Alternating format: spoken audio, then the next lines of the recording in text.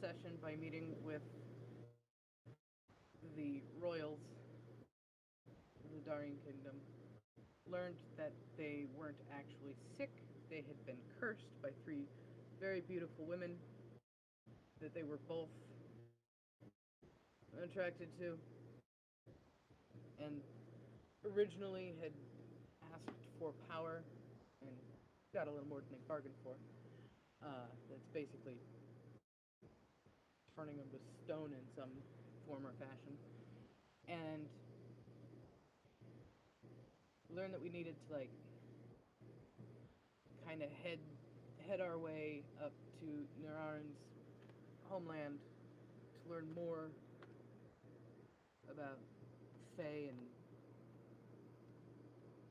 a way to lift the curse. Mm-hmm. Once we left the palace, Yanni teased isn't exactly the right word, but we'll go with that. Teased Roki to the point where she just kind of briskly stormed off. So that tracks. And then we decided that we needed to all go and hit up a bunch of places in the town before we left. And the first stop was the apothecary to talk to the centaur. And we gave him a couple of the special potions we got and a bunch of the unneeded herbalism supplies. He was very reluctant at first, but Yanni worked his magic, so to speak, and got him to basically affiliate with us. And then we made our way to the blacksmiths to do the same thing. Unloaded all the weapons we got off of the enemies we've looted, and they were the Goliath brothers were very much okay with affiliating with us. Not nearly as reluctant. Then we made our way to the orphanage, where the old man was definitely not wanting to keep the orphanage as a shop, because it's supposed to be an orphanage and there's children running around. So Yuna took all of the dangerous weapons out of the shop. So now she's got a whole nother hoard of weapons in the bag of holding. And it took quite a bit of convincing to get the old man to affiliate with us as well, considering it's an orphanage and our reputation for being, dangerous folk. He didn't see how those images would mesh well, but kind of stated it as being like, this orphanage is under the protection of the Misfits. And the idea that maybe with some reputation, some of these kids might actually, get an education or better food or build up the orphanage or help get adopted. So he eventually relented and agreed. And then yeah. And then we made our way to the pyramid to speak with the Guardian one last time, if he was willing. Which he was, but almost completely cryptically useless, as usual. And Yanni got a little, sassy about it. To which the Guardian said that, no matter what we do, war will still come. And Yanni was like, thank you, that was actually useful insight. And then the Guardian, right before we left, said to Yanni and Yuna specifically that our master was... the entertainment was our master's, forte or whatever. To which Yanni had some serious understanding of what that meant. Whereas Yuna understood that he understood, but didn't understand herself. So now she has something to bug him about. we left there and made it back to the Twins' Delight, we had just entered, and Roki was at the bar having a very stiff drink. A couple of the researchers were missing entirely, don't know where they are, and the rest were actually basically waiting tables, having been put to work. And that's pretty much Yes, where we ended it. yes, indeed. I do want to correct you on one thing regarding the king and queen. The whole reason the sort of message was sent out for magical help was not because they wanted power. It was because one of the two were actually stale, and they were hoping magic could help them in their reproductive issues.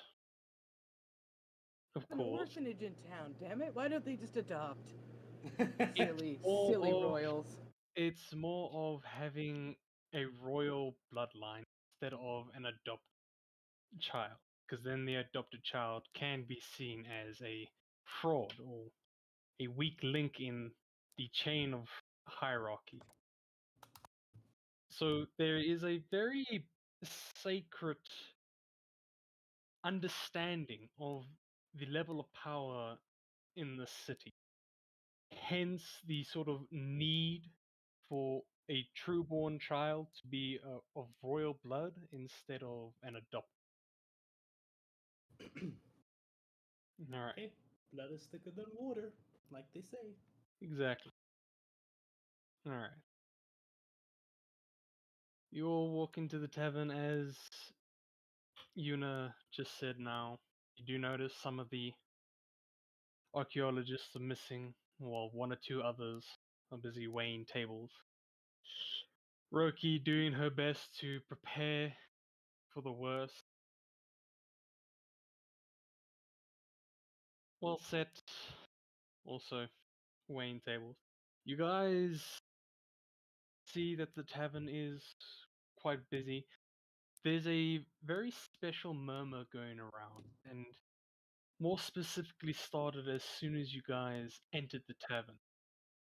Eyes were more upon you than usual, as by now the rumors have spread, and people now know who you are just by sight, and they already know what you have done, and more specifically where you have been. To which one of the twins that also have been so polite to you guys over the past few days hastily walks towards your table. A tray of basic ales and some water. She places it down on the table, kind of just leans in a little bit more, and it's just, is it true that you actually went to see the king and queen? Neuron reaches out, takes one of the cups, and swirls it around. Maybe it is, maybe it isn't. So what's happening now? Is everything all right? Are they going to show themselves again? You can kind of hear the excitement in her voice as she's looking at all of you. Hmm. Neuron kind of looks over at everybody else and thinks, are we really allowed to tell them what we're actually gonna do? Best not to get too deep into the details, but we have been set upon a task to aid them, and should we have relatively decent success, chances are they'll show themselves once more. But we don't exactly have a timeline for that just yet. Oh, oh my. Uh, you can sort of see that hearing, like the mere fact of hearing a timeline kind of like scares her a bit.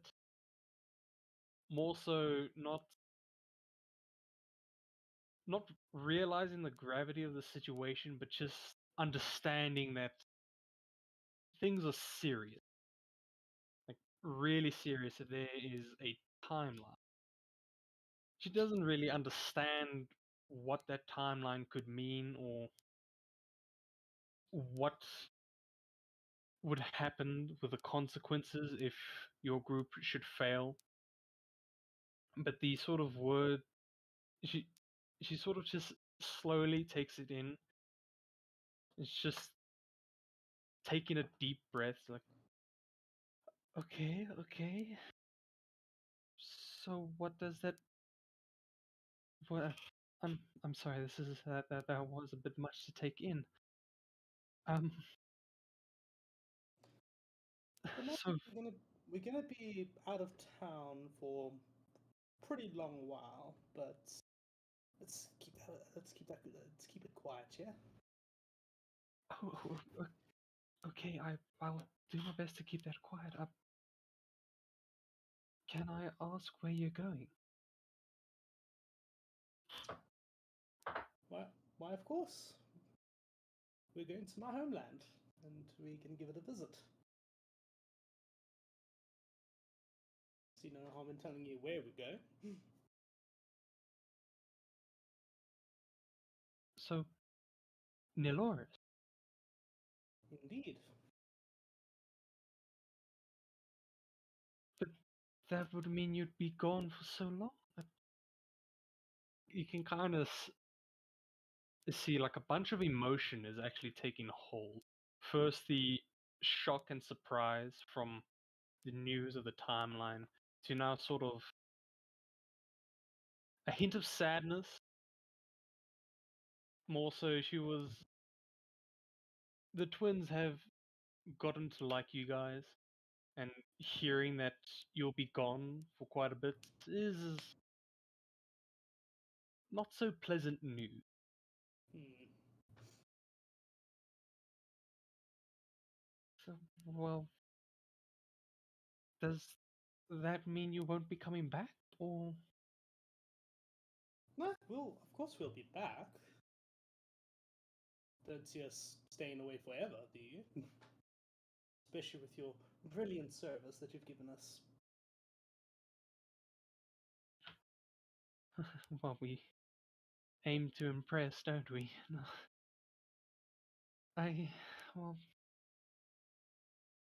it's not really sure what to do when you guys leave, because my sister and I have gotten to like you guys quite a bit. It, can can you tell me when you're leaving? Let's see. When are we leaving? Probably tomorrow. Yes, that did seem to be the plan, to head out in the morning. It's a long journey. A very long journey. If memory serves me correct, maybe 3 to 4 weeks on ship and a month or two You on see, land. when she mentions at sea, you just see Neuron start massaging his temple. Ugh, don't remind me about the sea. Oh, He says nothing, but will like instantly down one of the drinks. It's clear this is not something he's looking forward to either. oh, my apologies. I didn't mean to make you guys uncomfortable or yeah, uncomfortable.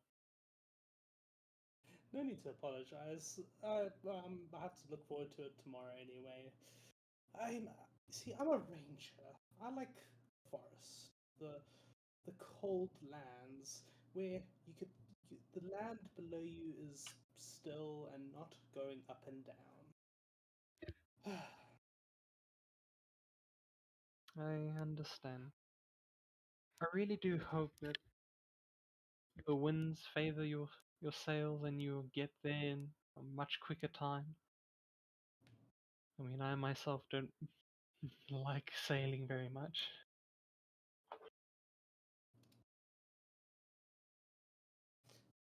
Well, gonna have to get used to it very quickly. It takes a few more sips. Yeah. Uh, right, so is there anything else I can get you besides the ale or water? Let's see. Well, we're gonna have food on the boat, assumedly. Then don't think that we can really ask for anything at the moment, eh? Just a couple more drinks, and I think they'll do us well. Alright. Like when the tavern closes, we will celebrate your departure. I don't mean it in like a way that we want to get rid of you or anything, just praying for the best. So, like a farewell party. Yes, yes, yes. Like that. I have no objections. Anybody else? Oh, it sounds perfectly delightful. I'd love to. It is understandable that a great cola going away will cause discomfort, but be sure, as long as you remember him and stay true and good, great cola will always return, even if it takes a century. Sadly, I don't live for a century or 400. But I can't really grow that old. I think neither do owls, now that I think about it. No, of course not. Great cola, more than ours. He merely chose vessel to see how mortal things.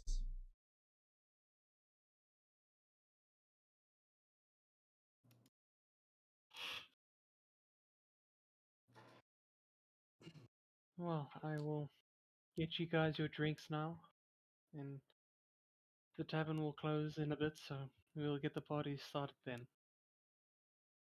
Awesome.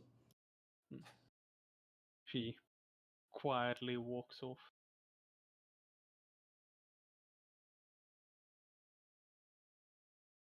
It's Sorry. now. Yeah, Yeah, continue. yeah, sorry. So I think it's that time of the night, and the Neuron goes into his pocket and brings out the sending stone that he's been using to communicate with Drogos, and puts it on the table. So, what questions are we asking him this time?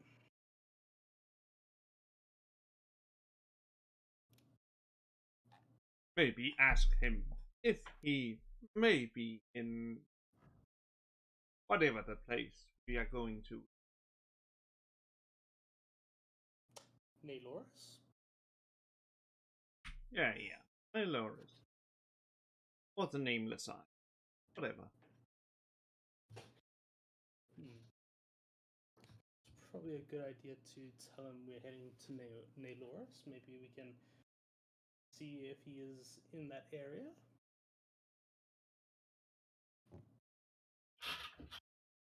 Any other simple questions?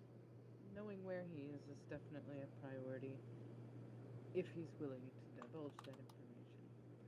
But if not, perhaps working our way towards a rendezvous point where we can actually meet up with him and discuss things with less restrictions. Indeed, I think that is a Good idea. We'll tell him we.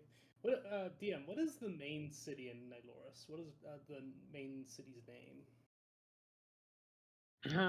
Okay. Is there a main city name?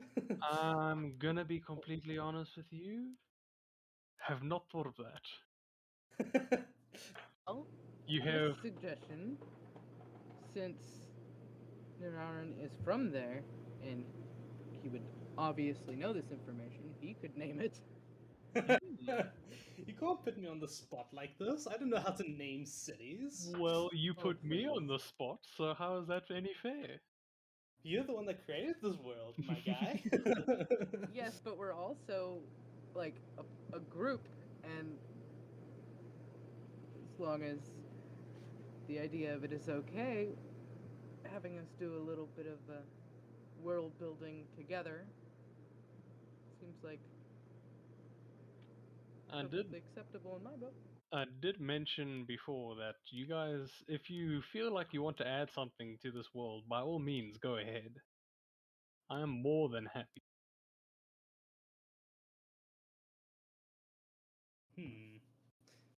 Well, let's come up with a name, everybody. Together.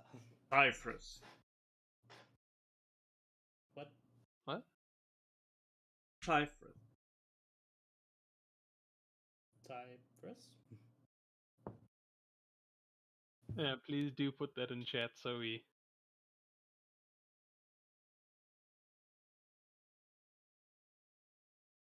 Cypher? Oh, Cyprus. Isn't that a Greek city?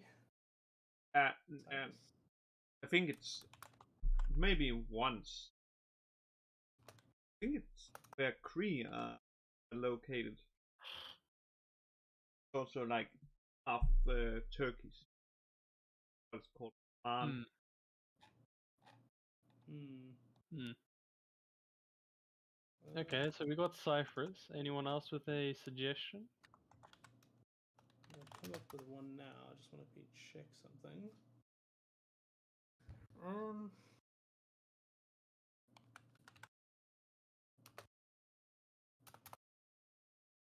Let me quickly check. I am on the name generator system. Perfect place. That's good. How does this sound? Skarlovic. Say that again? Skarlovic.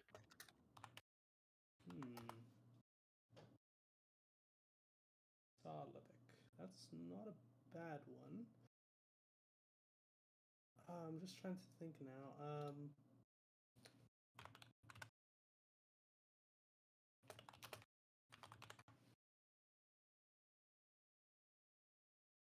Give me 1 second. I'm just doing some Google translating real quick. Alright. Okay, no, that is way too complicated to pronounce. Never mind. Not gonna lie, I actually like the name Cyprus. It has a nice ring to it. Yeah, I'm gonna be honest also. Oh, and it's supposed to kind of be like woods and mountains and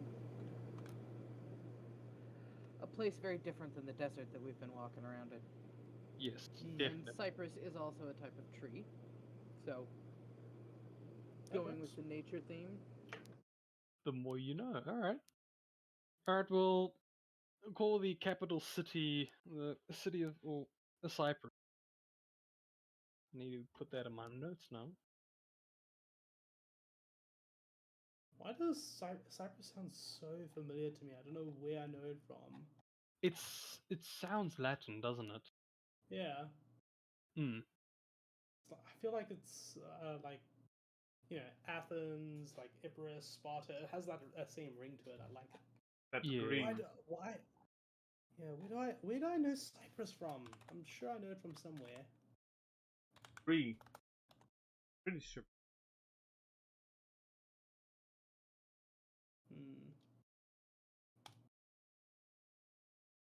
Oh, there's a country literally called Cyprus. That's probably where I know it from. Yeah, what Oh, do you shit. think? Why do you think I was like, And it's not like I call it It's like, oh, Hassan my name. Hassan.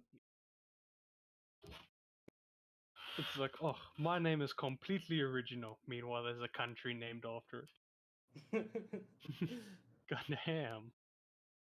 Oh, it's spelt different. Yeah, it's close to Greece. It's like borders. It's an island that's near Turkey and Syria. It's quite close to Greece. Ooh, okay. Yeah.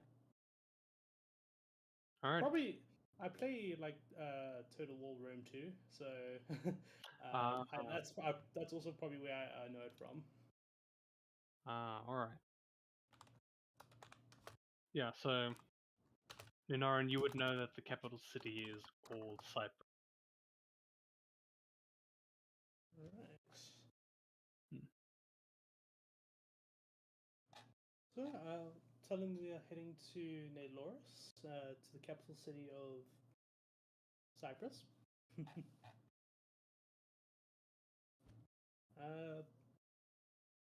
Yeah, so we'll want to see if he could head there, possibly, or his current location. All right, you want to try and keep that in under 25 words? That's what I'm going to attempt now. I'm just typing it out in a note so I don't miss anything.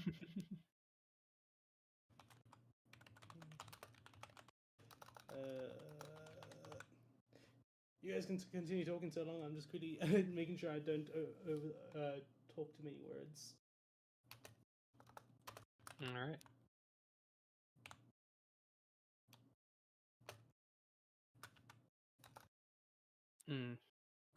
I will say right now, at this moment when Ninaran put out the messing or sending stone,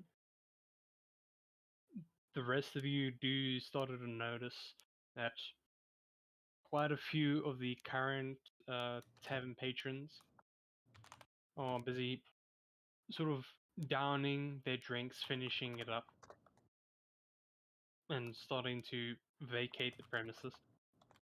Some have no trouble, while a few others you can see are like being helped by their mates.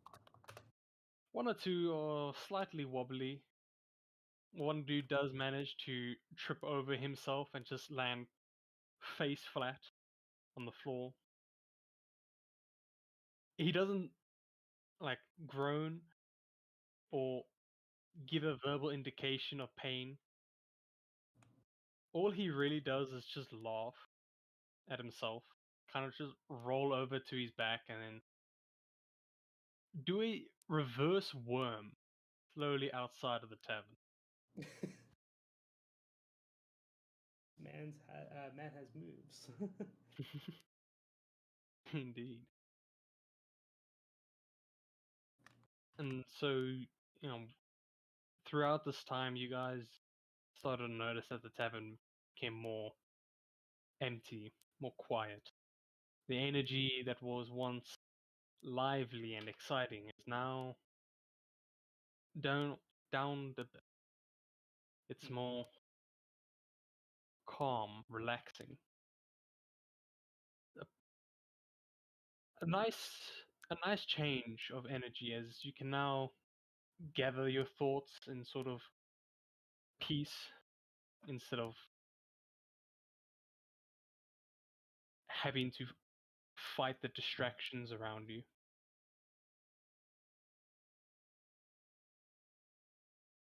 Are you ready, Nanar? Indeed. Neuron touches the sending stone. It gives also a little bit of a glimmer. Greetings, Drogos. Do you know your current location and are able to relay that to us? We are currently heading to Cyprus, capital of Nailoris. You sure that's 25? That is 25 words exactly. I'm gonna trust you this time. Next time, I'm gonna want a written quote. 14, 15, 16, 17, 18, 19, 20, 21, 22, 23, 24, 25. Yeah, 25 exactly. Alright, next time I'll want a written quote, just in case. I'll send it to you real quick. Alright. After sending the message, you wait a minute, 2 minutes, 3. You wait a full 7 minutes before getting a response.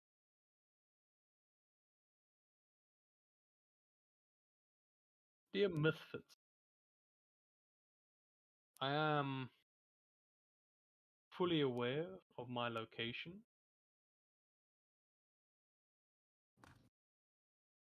However, it is not named.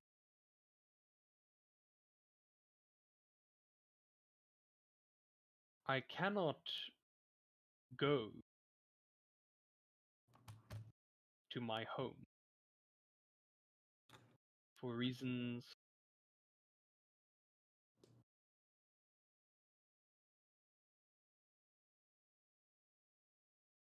private.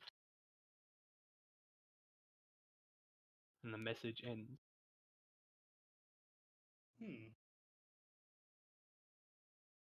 Alright, that was not a response I expected.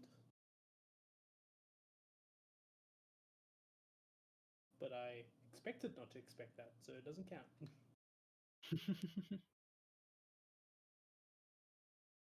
Just as the message ended, you guys started to see that both the twins kind of escorted the very last patron out before turning their attentions to you. They walk towards you guys. As they walk, they kind of look at the archaeologists, just give them a nod, and the archaeologists start doing their job on cleaning the tavern. Although they are 3 perfectly capable dolls, which I'm assuming once seeing this, Yanni will give them, will ask his fateful companion to help out around. Yes. However, there's actually only 2 with us right now because he left one of them at the orphanage. Oh yeah. Ah, yes. Thank you for reminding. Alright then. Boom. DM doesn't take notes clearly. Uh, So, one small detail. Alright, yeah. So he asks his 2 faithful companions to just help out around the tavern, cleaning up the leftover mugs, as well as the stains and the plates. Just the sort of mess you would expect after a full day of work. The twins come up to you guys. They both already have what looks to be a bottle of wine in their hands. They set the wine down, just. So, shall we get this started? See, the rumors were true that some amazing party managed to rescue your wine from some total savages. Oh, and if that party were here, I would have given them the biggest reward. Sadly, they're not. Has a sort of smirk on her face. Gives you like a side glance, like knowing that she's talking shit. Great banter. The 2 twins pour everyone a glass. I'm gonna ask, how much are you guys gonna drink of this wine?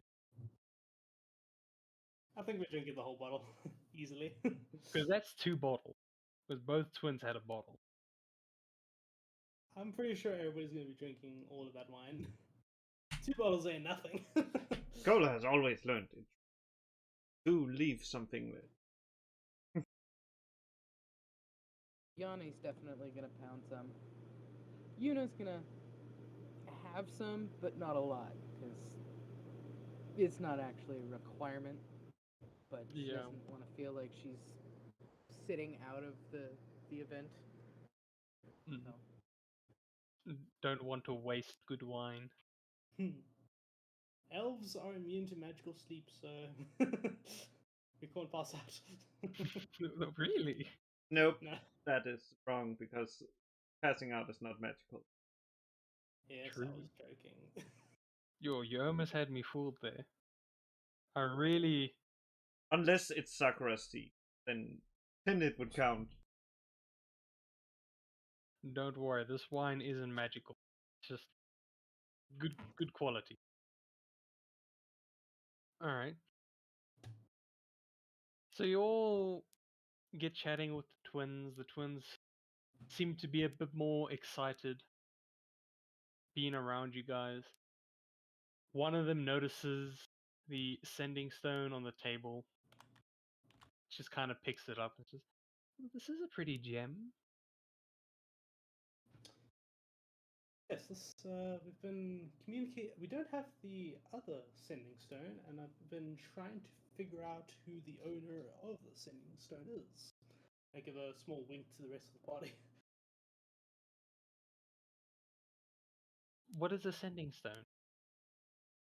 A little bit of confusion on her face, or their faces.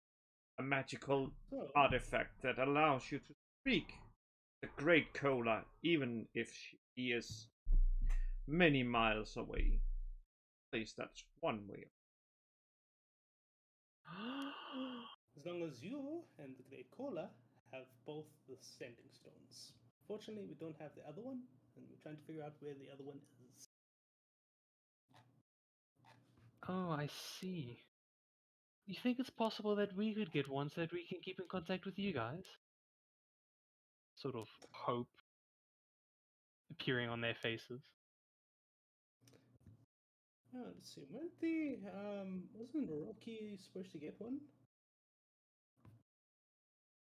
So we can communicate with everybody back here? You look over at Roki and she is passed out on the table,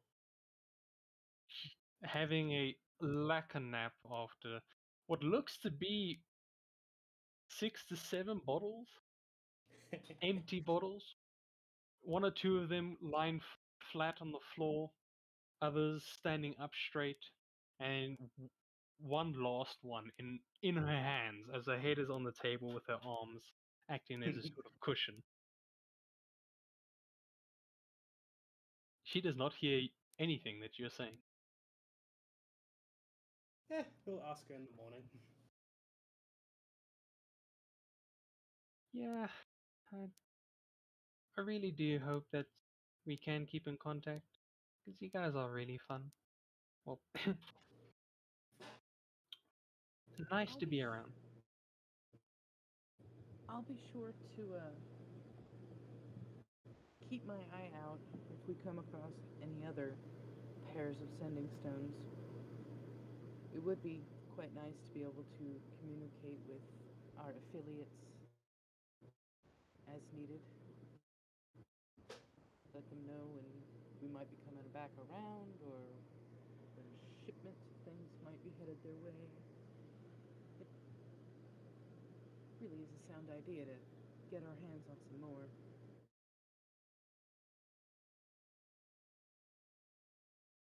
Well, if you do, just send it straight to us and we'll do our best to try and figure out how it works.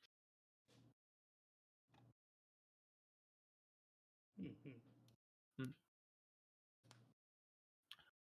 With that, sort of an illusionary kind of magic. It's not actual magic, but like magician magic. As both twins just somehow pull out 2 more bottles.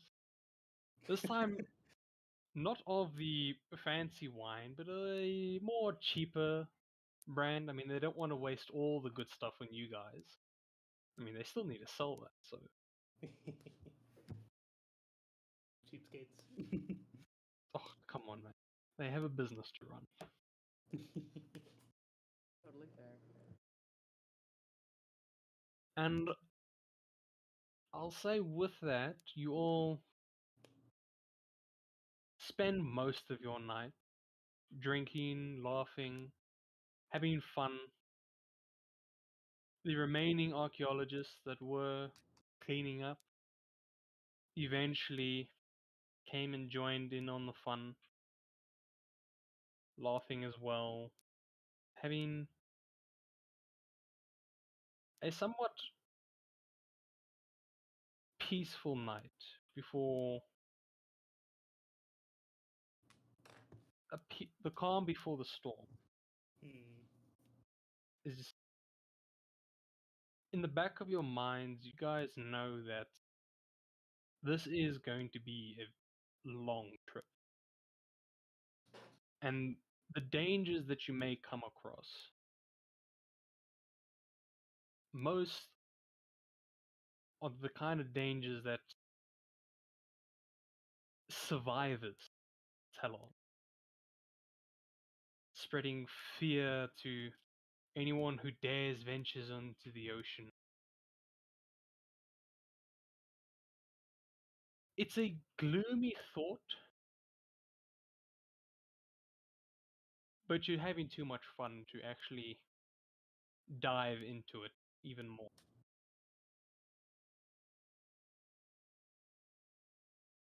And in the morning, you all wake up. I'm gonna ask for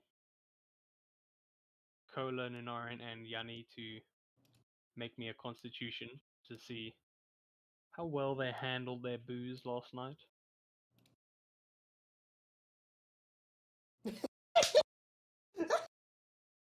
Oh no. What? The What can I act say? Elves like their wine. Loaded dice, man. That's loaded dice, bro. this program is a cheapskate. Goddamn. Okay. To be honest, I was really hoping for one of you guys to have a hangover, but bloody hell. The dice said no shenanigans today. Yes, important stuff is going down. Alright. You all wake up in no pain, no headaches, no sick feeling. You're just hungry and a little bit thirsty. And already you can smell a sort of welcoming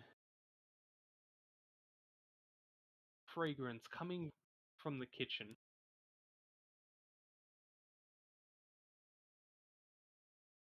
As one of the twins, noticing you guys coming out, going to your usual table,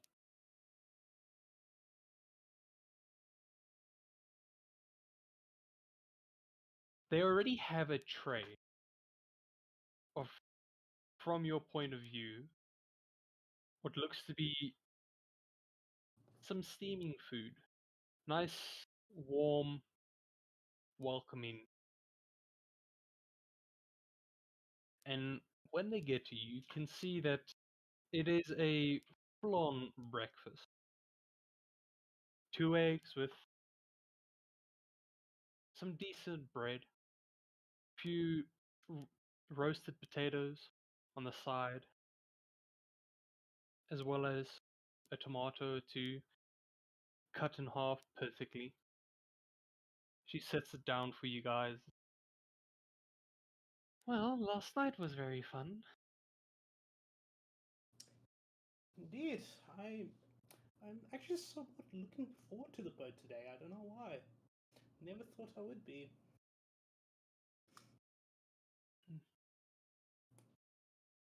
Well, you guys better eat up. I mean, have a long journey ahead of you, and the best of journeys start with the best of breakfast. Too true. Thank you very much.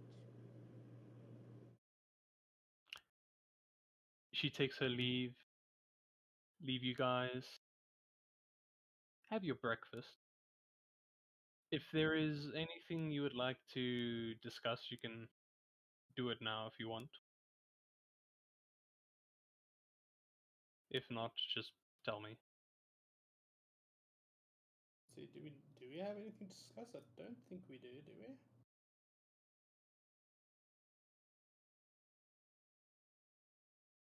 Well, Senior, you have skills to probably face the captain.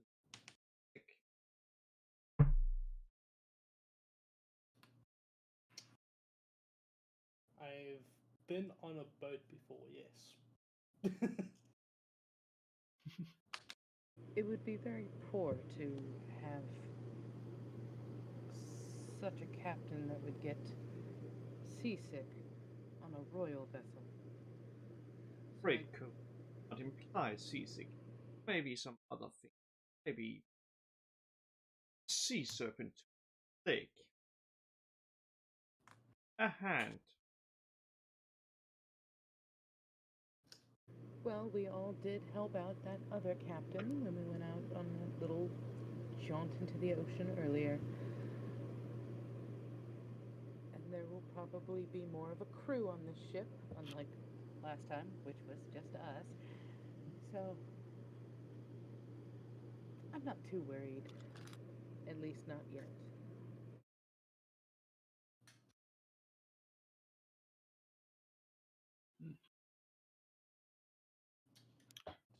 Just have to hope we don't find any big sea creatures. I hear that they have some big ones in the depths.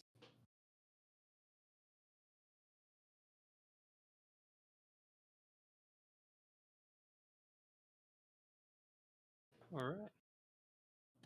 With your sort of discussion about the future, what the captain may look like, what he may sound and act, you see a familiar guard enter the tavern. More specifically, the captain of the guard enters. He looks around for a bit till he finally sees you guys in your little corner. I'm just gonna use this for now. Once seeing you guys, he walks up to you. Says, is there a seat taken here, or may I sit? Yeah, please, after you. Very quickly takes his seat. Without uttering another word, he kind of reaches in to an inner pocket, pulls out a note, and then just hands it towards you, Nanarin. Alright. Take the note and have a quick look over it. It was from the King and Queen, again, and it was basically specifying that they have sent word to the Kingdom of Neloris, informing them of your predicted arrival, and thus saying hopefully there will be an actual escort waiting for you in the kingdom borders. Not only that, it goes more into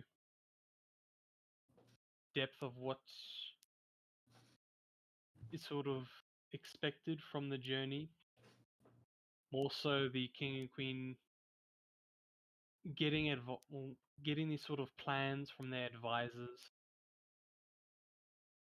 You know, sort of the predicting the worst or predicting the best outcome. Hmm. After all of that, the second final thing comes stating that the captain of the guard already has your messaging stones and that you just need to ask him in order for him to actually be aware of what they are, because to him, he just thought he was being paid. Mhm. And the final message on this letter was just the king and queen in their own handwriting and their own signatures, Oh my. thanking you guys again for this very, very dangerous task that you are undertaking. And that again, they can never repay you for what you'll do in success or in failure.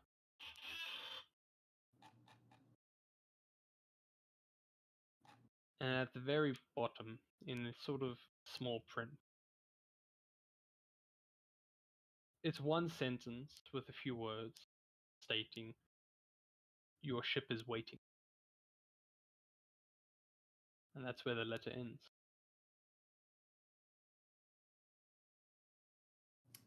Neuron takes in a deep breath, takes note of the weight this letter carries. He closes it up, passes it around the table for everybody else to have a look at it. Well then,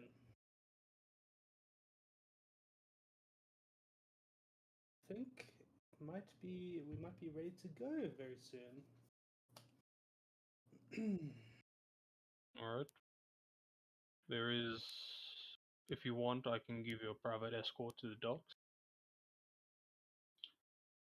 As well as, if I know the crew, introduce you to the captain.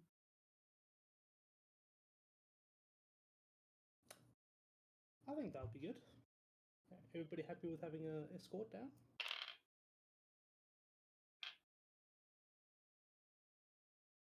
Perfectly fine with that. Very well, just meet me outside when you're ready to leave. He excuses himself and begins walking away. Yeah, as he's walking away. Oh, they say in the letter that you were supposed to give something to us. You see him just kind of like think it over. It's like, do you perhaps mean, kind of like reaches into his pouch and pulls out two creamy blue crystals. And they have been polished and smoothed to be perfect spheres. One of them has very neat and fine silver inlays, kind of doing some spiral patterns, while the other has more jagged gold, kind of holds them out as like, do you perhaps mean these? Yes, I do. If you could hand those over, those are particularly important for us. Ah, puts them in your hand. I was wondering why they gave me them. Well, meet me outside when you are ready for your escort. Thank you, Captain. Takes He is his a captain, leave. right? Hmm? He is a captain, right? I'm just making sure. Yeah, he is the captain of the guard. All right, cool. Alright. You guys have two brand new sending stones, a ship waiting for you at the harbor, and an escort waiting outside. What would you like to do first? Roller will lift his one wing, point it towards Bar, and say, "We have acquired sendings. You can reply to this message by the Great Cola." As he can.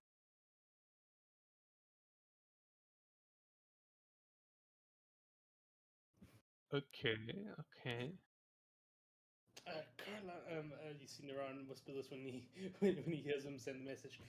We're supposed to give that one to one of them to Rocky, not. Yeah, well, look where Roki is. I mean, Yeah, he's bossing her around right now.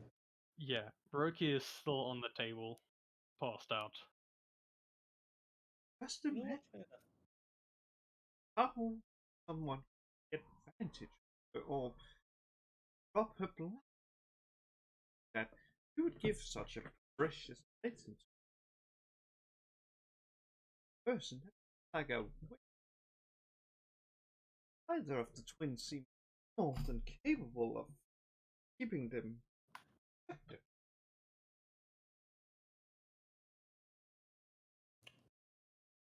You know what, Cola? Fair enough. I'll agree with you.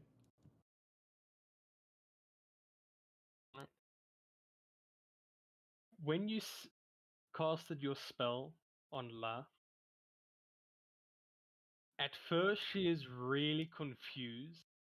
She like kind of looks up at the sky or at the roof, and she's like, "What the hell?" And when you said like you can reply to this message, she's like, "Are you?" She looks at your booth and she's like, "Why is your voice in my head?" Cola just lifts his wing and I merely extend a bit of divinity, mortal mind, tied to this message.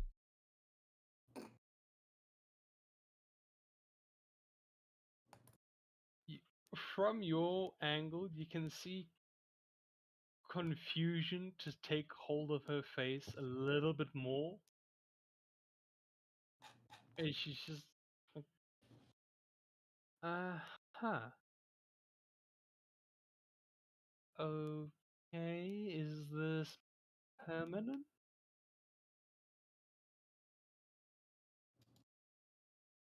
Again, this will be, well, I usually don't.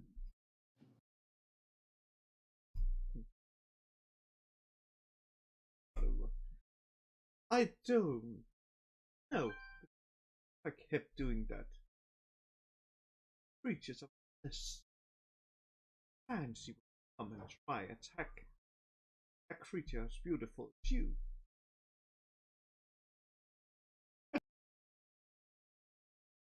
Mm. A sort of deep red kind of glow takes over her cheeks. More specifically, when you call her a beautiful creature. She, you can see she's a little bit more hesitant with her actions now as she's staring directly at you. Lo has to actually come round, sort of finish the work that her sister was doing, and she's like, look at her sister and like, "Are you okay?" Eventually, that kind of snaps La out of it. It's like, "Oh, yes, yes, I'm gonna go to the back and restock." Lo is very confused. Walks up to you guys. Yarin just looks dumbfounded at the moment. Is it just me or was she acting a little bit weird?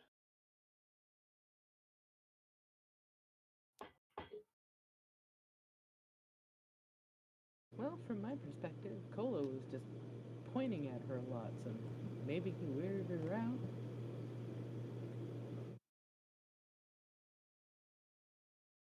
Her gaze now goes to you, Cola, and it's just, I would like to know why, but at the same time, I'm afraid to ask. Points towards her. Well, many would be great Kolak's affinity to speak directly mind, replied. A sort of concerned look takes over and it's just, oh. She doesn't actually reply, but like speaking normally, it's like, oh, that's why. Thank you for doing such a hopefully rewarding thing.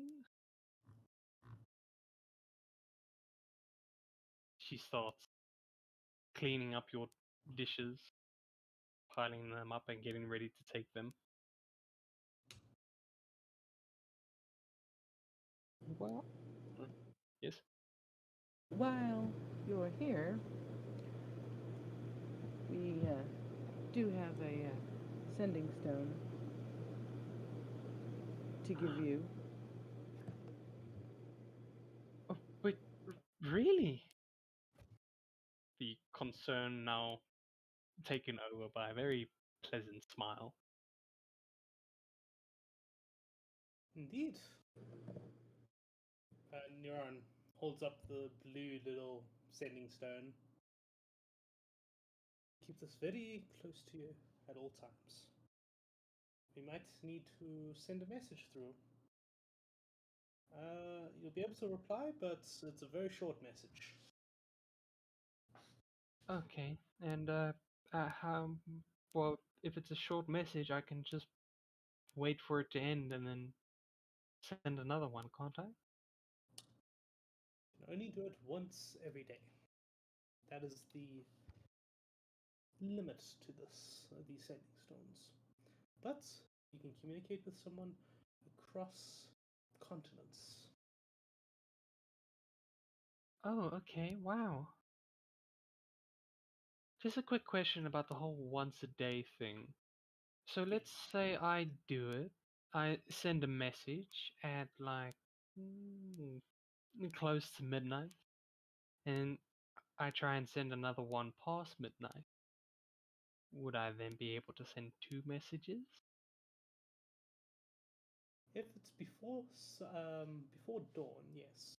Once it hits dawn, you're able to send another message. So you can send one before sunrise and one right after. Okay, thank you very much. Gee. You're very welcome. Now you just place it in her hand. Keep it close, it is very precious. It's our only form of communication with anybody back here. When you place it in her hand, you can see she kind of like cups the gem in both hands and just holds it close to her chest. She's completely forgotten about the dishes and thank you very much. When I place it into her hand, I use thaumaturgy to change the tint of the candles that's lighting the room to a nice low blue color. Ooh. Okay, Good okay. writing. Just to carry the message forward that this is very important. Do not lose it. With this atmosphere, you can see she's like a little bit more defensive with this gem.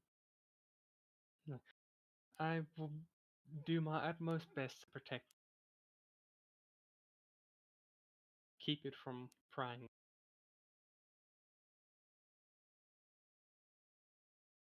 In a sudden, Yeah. in a sudden, hopefully unexpected, she kind of just takes a hastily step forward and gives you a small hug before quickly releasing, giving Yanni a hug, seeing how he's close as well, and then hastily walking off.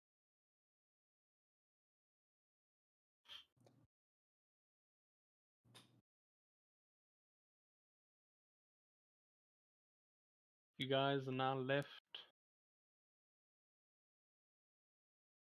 sort of speechless in your little corner.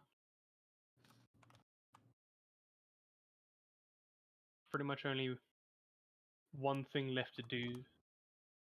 Finish your breakfast if there's anything that you haven't finished.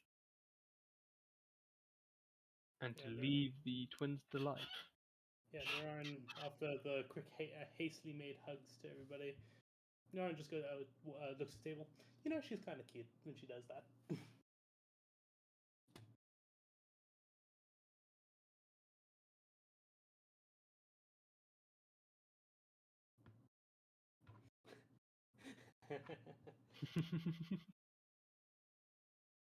We'll say for now, Yanni has a small blush underneath his mask. But thankfully it's hidden, so his embarrassment is a well kept secret.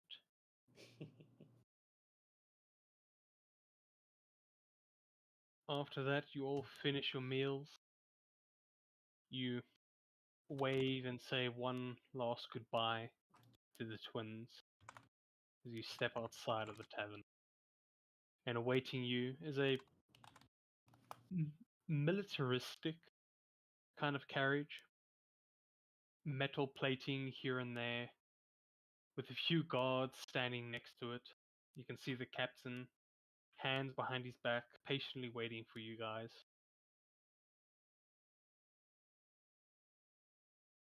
He takes a step to the side, opens the door, and gestures for you all to get in.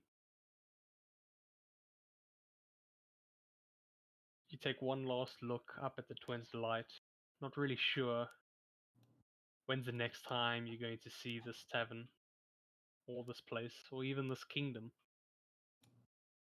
before getting into the cart and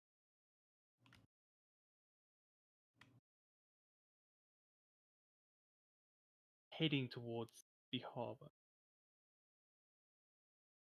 The day is a bit too early for there to be massive foot traffic, but people do notice your cart rolling down the street. They don't pay much attention to it as they just assume that there's either an important military business that is going on, or just some high noble getting a private lift. And in a very quick amount of time, roughly about 10 minutes or so, you all come to the harbor, where before you saw many ships of varying sizes. The largest you would see has about 2 masts with sails closed, the smallest being a literal rowboat tied to the side. But the cart kind of travels along the harbor, skipping all of these ships. Ahead of you, through the small window that you have, you can see a massive ship. 3 masts, cannons on the side, very unique and pleasing deck sort of decorative displays. Already you can get the sense that that is your ship. When Niran sees it, he just goes, "Oh, that's a better ship than I came in."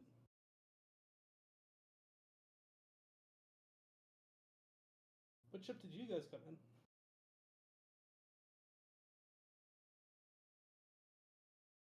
Yanni will. Yeah, Yuna, you were gonna say something? Definitely not something as grand as that, that's for sure. Considering our trip here was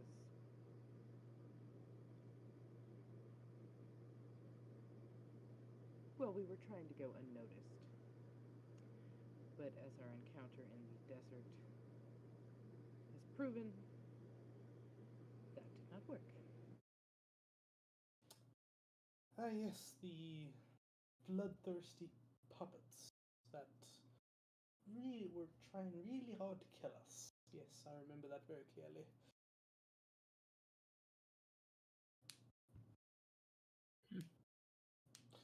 Well, hopefully there are no bloodthirsty puppets on the ocean. We can hope. But just to be alert, just in case.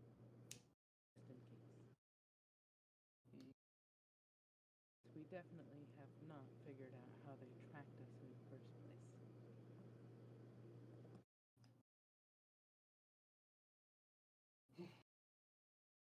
Well, if they follow us to Naloris, they'll have to answer to the wardens.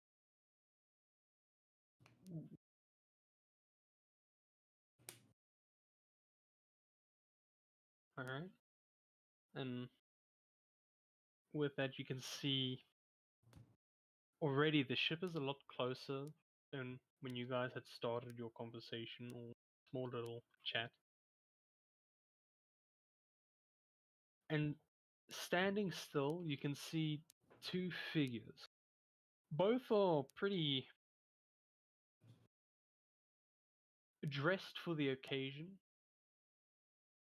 One is very tall. You can pretty much see that the tall one is almost dwarfing the other one. But from your point of view, they seem to be chatting.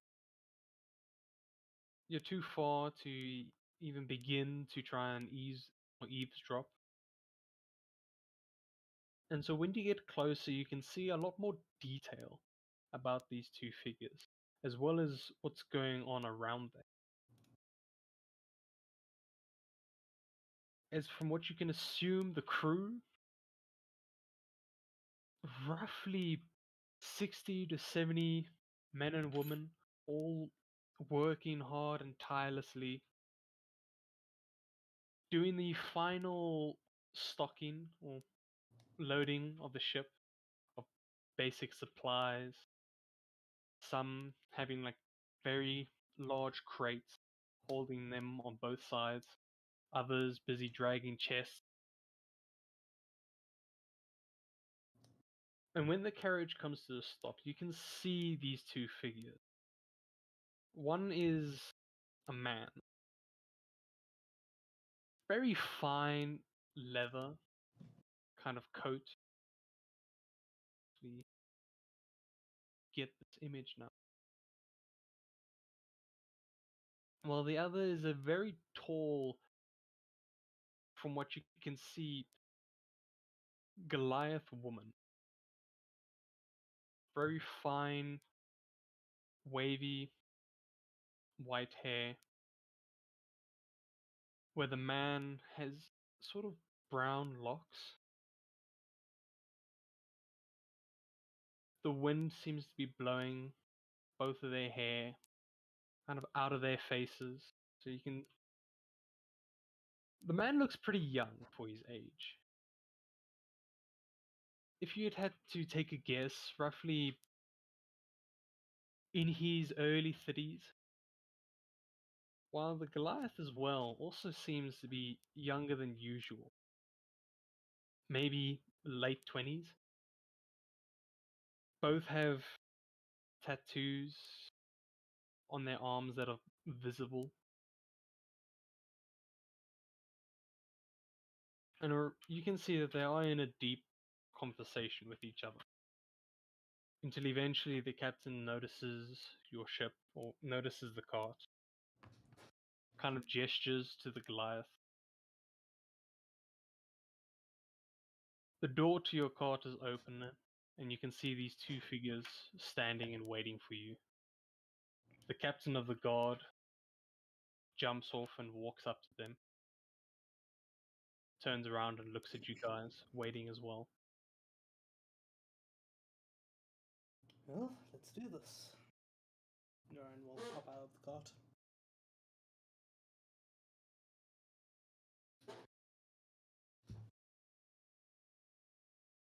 As you all Twinsville. I don't want to forget that before we leave, at some point, I'm sure Yanni's going to be like, "Where's my third doll?" don't worry, I have already thought of a plan for that, where he told the other two to find their sister and to bring her to the docks. So I don't worry, wouldn't want Horia to like want to kill me if I'm like, "Oh, we left one of your dolls behind." don't worry, he will have all of his family on this ship. Alright. As you all approach the captain as well as the two figures, the man kind of opens his arms. Greetings. I am Captain Weller. I will be overseeing your voyage to the Neloris Kingdom. Standing next to me is my first mate. Well, let me get the names here. Yeah. Please do not judge me on this name. My first mate, Nokia. Nokia? I know, I know. And By I the will. way, you put the images in the music chat. I did. Ah, ah, ah. Oh well, I will do a simple fix, and I will get you those names now.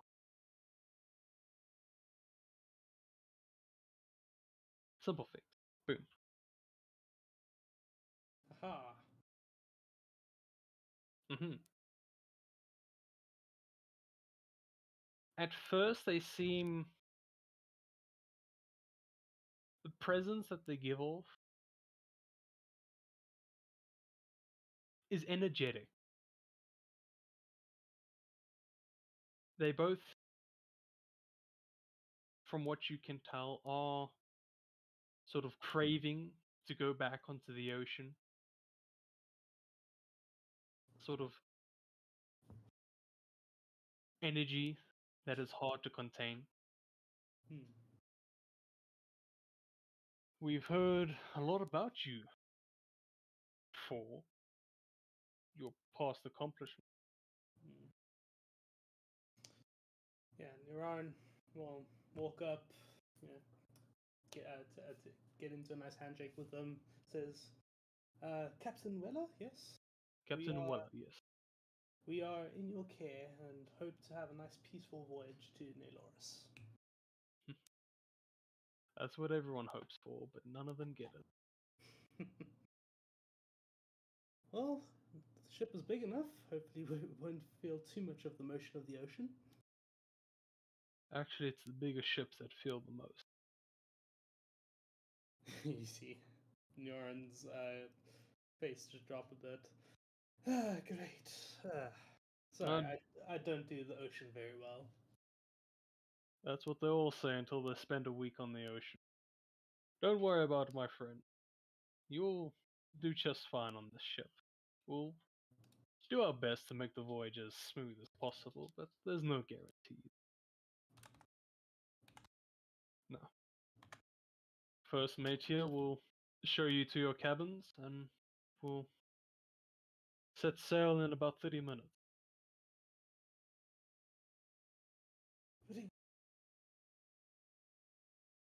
But the other two, or other three. Anything you want to ask? Yes. If you have any questions, please do say them now. Afraid I have none at the moment. There's no telling whether I'll think of something later. Very well. His attention kind of turns to you, Colin. You can, if you want, you can roll me a perception to see if you can understand what he's about to mumble to himself.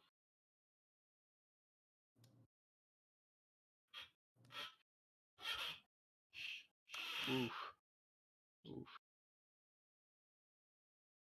Unfortunately, due to the height difference as well as the small distance that is between you two, the sound doesn't really.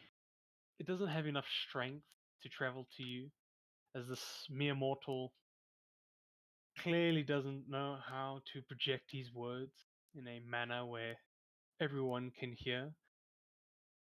But for you, Ninoran, being close and actually getting the handshake, you can actually understand what this guy says, and it's like, huh, a small one.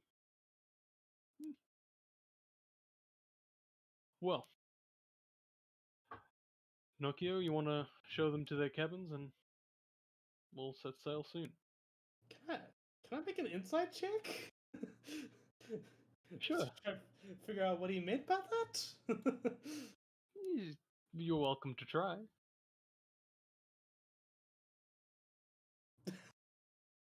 Nope. Right over my head.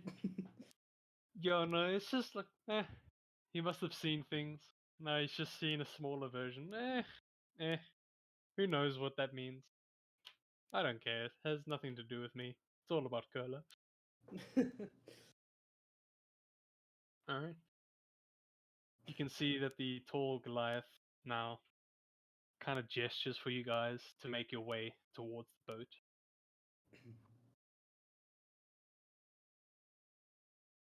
Yeah. Hmm. Let's go. Alright. You all follow her as she guides you up the ramp onto the boat. She shows you. She first gives you a very small tour of the upper deck of the ship. Already you can see that there are piles of supplies on top, most of which being food. Some you can actually see is a very black, grainy substance. Well, next to those, one or two of the barrels that are next to the grainy substance doesn't have a lid, and you can already see that there are cannonballs in those barrels. Activity on the deck is extremely intense.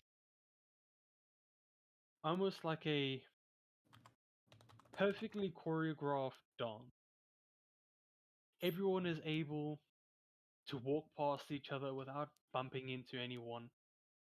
No one is sort of indicating where they're going.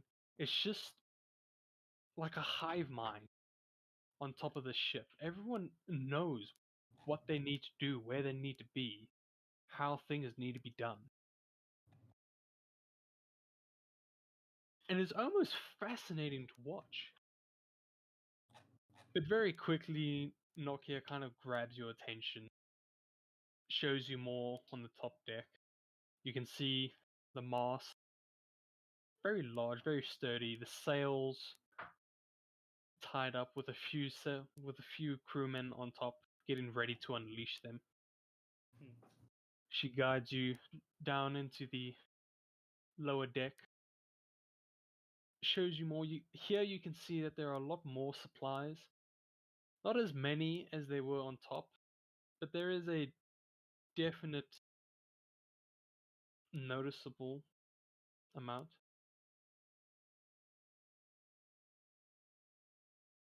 You can see more weapons down here, spears, some rifles here and there. She leads you further on towards the front of the ship in the lower deck to a single door, which she opens. You all walk inside and see four neatly made beds. each kind of having curtains for a little bit of privacy. This is where your cabin is. Hopefully you don't spend all of your time in here. Yeah, and Orion looks in and says, "And this is our home for how long? How long are we at sea for again?" If the wind is on our side, 3.5 weeks. If not, most likely 4.5 weeks. Yay. I really should have picked up a good book. Oh well. If you feel peckish, all you need to do is go on the deck below us. There you will meet, or there you'll find the cook, the ship's cook. In the cabin down on the opposite side of the ship, if any of you somehow got yourselves injured, we do have a medic on board who will do their best. If you have any other questions, you'll be able to find me or Captain Weller on the top. Hopefully you guys enjoy your voyage. He gives a somewhat respectful bow before quietly closing your cabin door. You can hear the audible footsteps leaving.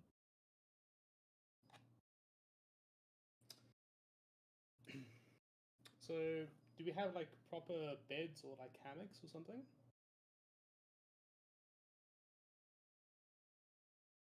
From what you can see, it is like straw beds, like a bunch of straw kind of piled up into a nice neat rectangle.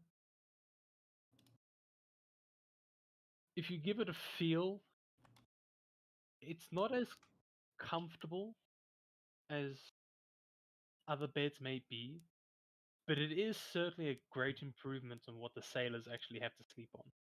Hmm. So it's more a neat straw bed. Hmm. Yeah, and Orion pats it down. Well, better than the hardwood deck, right?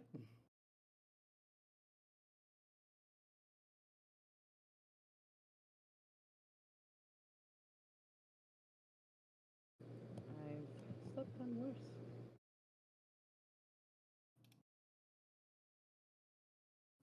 Yeah, and Orion will take a seat on the bed and just relax for a bit until we set sail. Alright. If there is any place you guys want to walk to, just tell me now before I move on.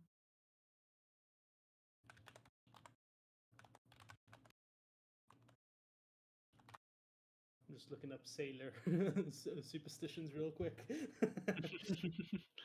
Actually, that's actually a good idea. Don't like food on top bring bad luck. Bringing women on board, bad luck.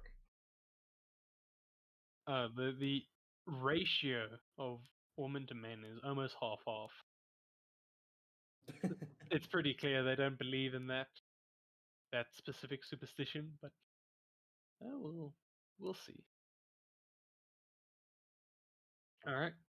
So I'm hearing nothing. I'm assuming you guys are going to spend the 30 minutes waiting inside your cabin. Am I correct? Hmm. You guys are gonna wait in your cabin until you set sail. Well, yeah, Naran doesn't really have anything else to do. He's just getting ready to dread the rest of this trip.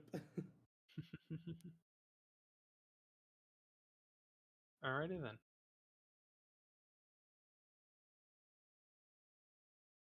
Doing a little bit of exploring in your cabin, there isn't much. Just like a chest for each bed to kind of keep your items, a few porthole windows,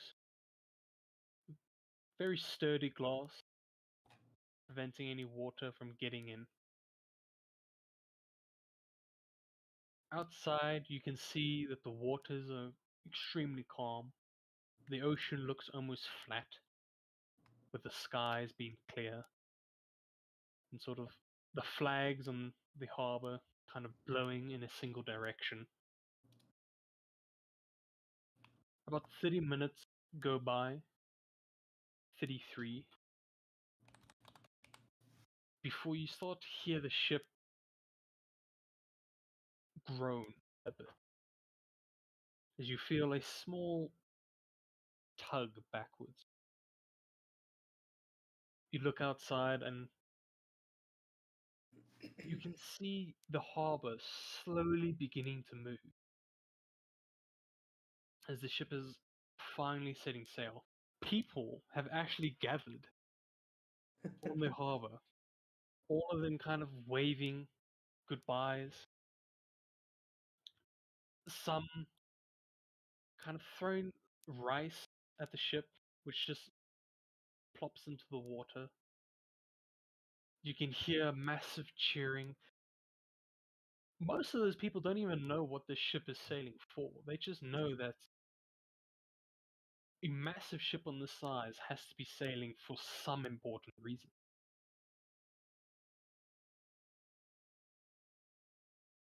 Very quickly does the ship start gaining speed as that slow movement from the harbor gets quicker and quicker. People getting faint, smaller, horizon being left behind you. Already up above you, you can hear a massive amount of activity, like footsteps running across the wood, men and women shouting for certain things to be done, like pull the sails, hard to starboard. I'm not really familiar with sailor talk. Starboard is right. I knew it was right. Thank you. And yes, they actually do need to go right. Haha. Well, at least And- now we know nothing goes wrong. Ah, you jinxed it. Well, if you go right, you can go wrong. Oh no, I mean, as like, if you had to look on the map, they do need to go right in order to get to Nelor. So So- I'm assuming we're going out for this direction, right? From this part of the river. Okay, cool. So off that direction. Yeah. Very nice.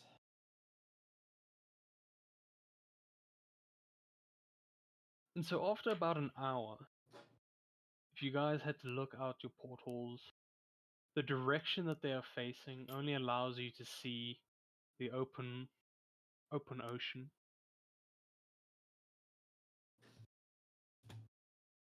But it's still calm. Although you're now like in the middle of the ocean, well, not really in the middle, but in like the deep waters, there is barely there are barely any to no waves. Ship isn't really rocking that much, as it does feel like a smooth gliding, almost as if the floor was caked with butter and you were sliding across it. No bumps or anything like that. Yeah, at So this after- point, Nyaran would go up to up top and have a look around on the what is it, top deck or whatever it is, whatever the correct jargon is for that. Will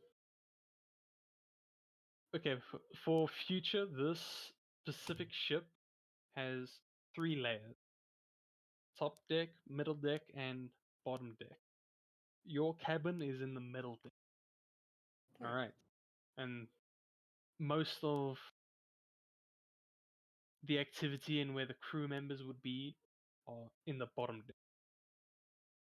There will be a few others in the middle, but majority of them will stay in the. Mhm. Do any of you any other of you follow Ninoran up to the top? Yeah, will. I'm assuming Yanni is currently, Yeah, even though it's Yanni. still calm, he's already feeling He's sleepy. sulking in his room. Yeah. Yeah, he can already tell that this trip is bound to go bad. It's going to get rough soon. So he told you guys, like, I'm going to mentally prepare myself for the worst because I know it's gonna come.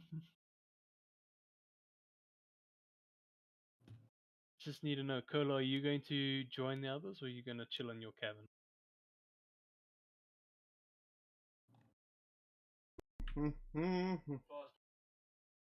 Yes, cola going up.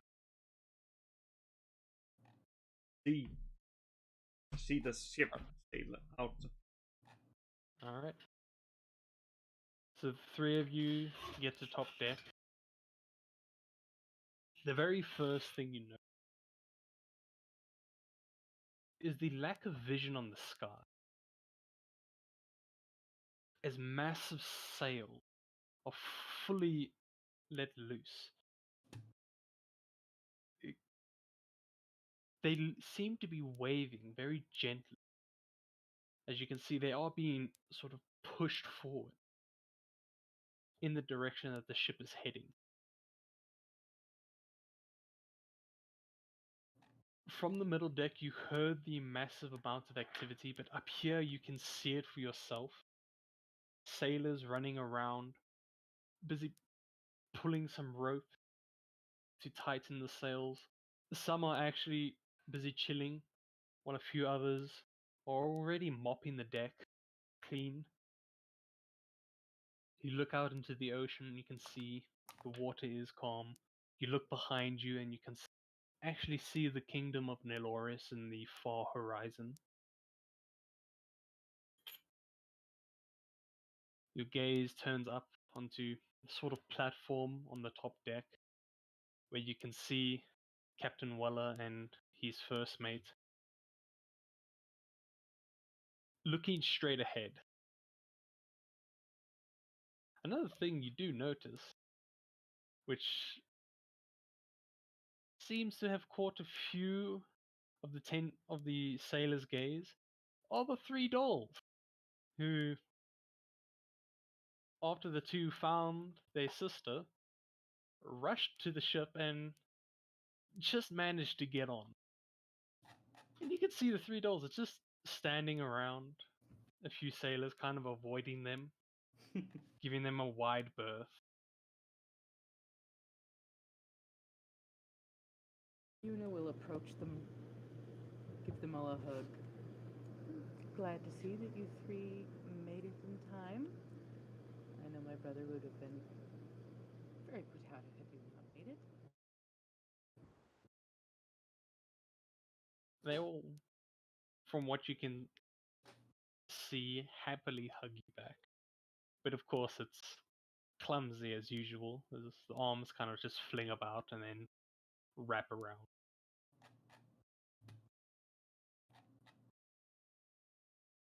He might want some company down below.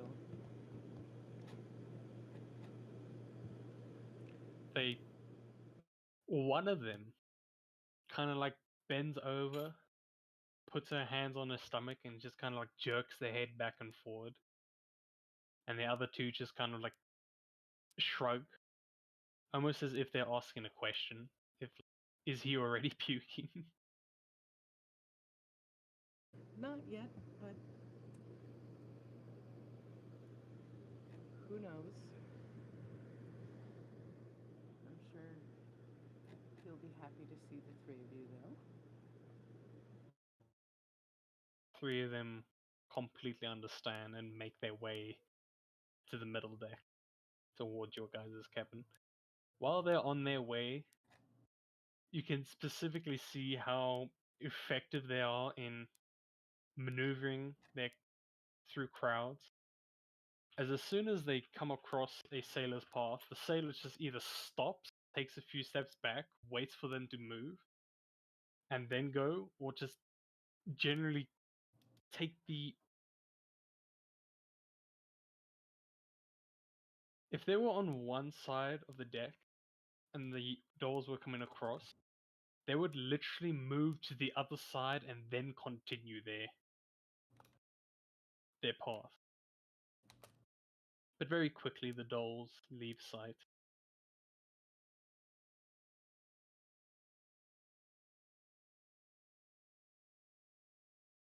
The captain notices you guys. Ah, Mythvets! Why don't you come up here? Can give you a little bit more detail on our journey if you want. Yeah, sure. Be right there. Narn will make his way there. And we'll follow. Flap, flap, flap, flap, flap, flap. Cola, while you were... Actually, I want you to make me... What's your passive perception? What's your passive? 40. Yeah, alright. While you were looking around, you noticed one of the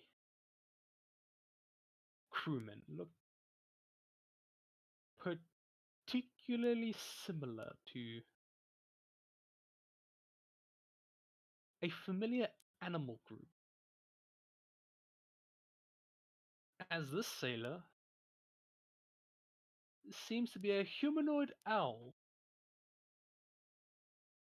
Ooh. Oh man.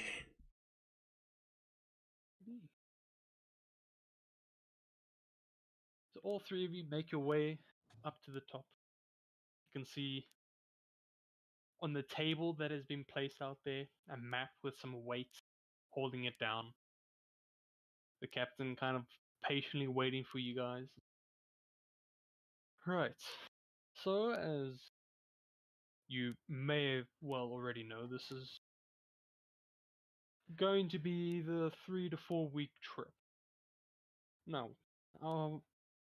actually, let me pull out the world map here. Haven't seen this beauty in a bit.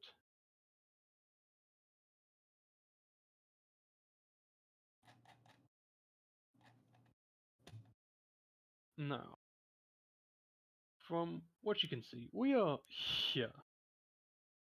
Our goal, or our destination, is over here.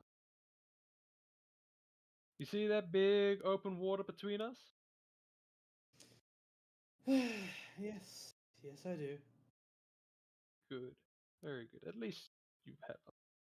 Now, the worst bit of our trip is going to be somewhere in the center. That's where majority of the storms take place. Now, we have noticed, more specifically hanging around Elfron Kingdom, there's a sort of fog that has been taking hold, and a few ships have disappeared, so we are expecting a bit of trouble from that fog, but shouldn't be anything too difficult. Now, if we want to avoid that fog, it will just add another week on the journey, which, considering the time restraint, a week isn't very pleasant. So we'll be sailing right through that. Great. There will, Great. well, don't worry, we're professionals. We will be able to handle anything. No, Please, Captain, I don't doubt your expertise. I doubt my guts, unfortunately. I recognize that not everyone on this ship is a sailor, but give it a week and you will find that you adapt to the motion of the sea.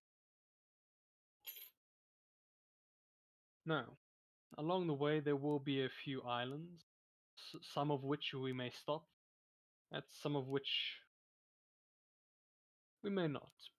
But if any of you feel like stretching your legs when we do stop at one, by all means.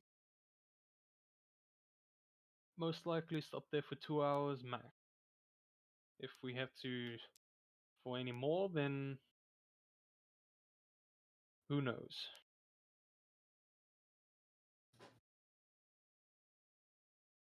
Is there any questions? None from me so far. Anybody else? I have nothing.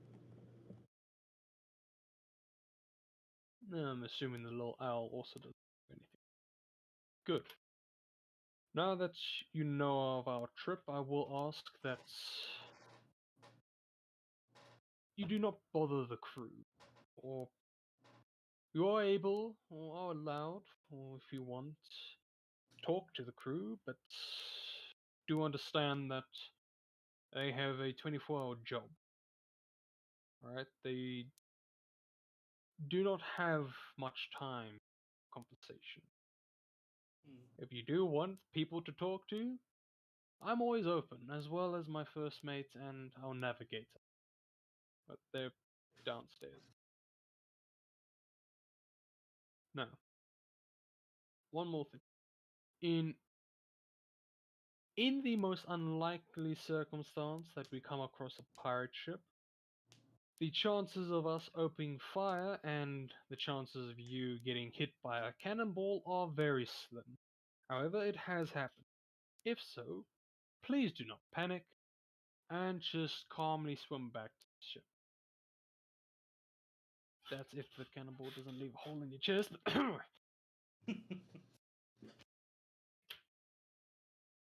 Oh, we have that to look forward to. If Well, you're. Yes? I hope this trip will be uneventful.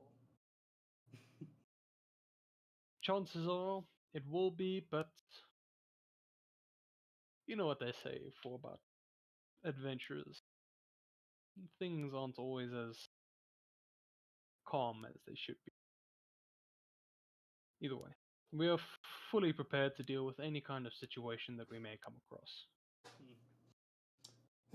Trouble does have a habit of finding us, so let's hope that isn't proven on this trip. Let's hope so as well. If you're in need of any activity, by all means, you can attempt to fish. You can help the crew. If not, then stay in your cabin for as long as you.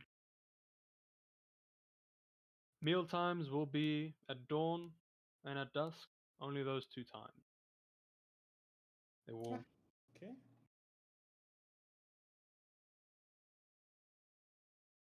Well, I guess that's about everything I need to tell you. If there's anything else you'd like for me or Nokia to help you with, by all means, just give a shout. Many thanks, Captain. On that note, I'm going to make Neuron's first Constitution save. Let's see if he gets his. Yeah, he's feeling like shit right now. At least it wasn't a one way he just pukes on the captain. Oh, You see Nararan, like tan skin, start to take the tint of like a light green. He is now looking truly like a wood elf. Captain just chuckles to himself. There's a bucket there in the corner. Or if you want, just overboard. Oh, that's disgusting. No, no. Why is that? Delete it. I don't need to see that. That was disgusting.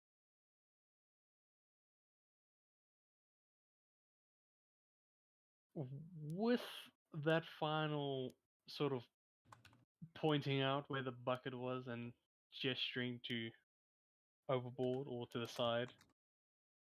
The captain kind of just gives you a polite nod before walking back to the wheel. The wheel. Puts both hands on it and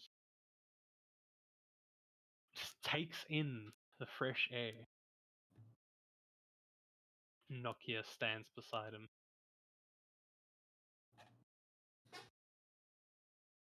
And now it begins to sink in that your trip has begun.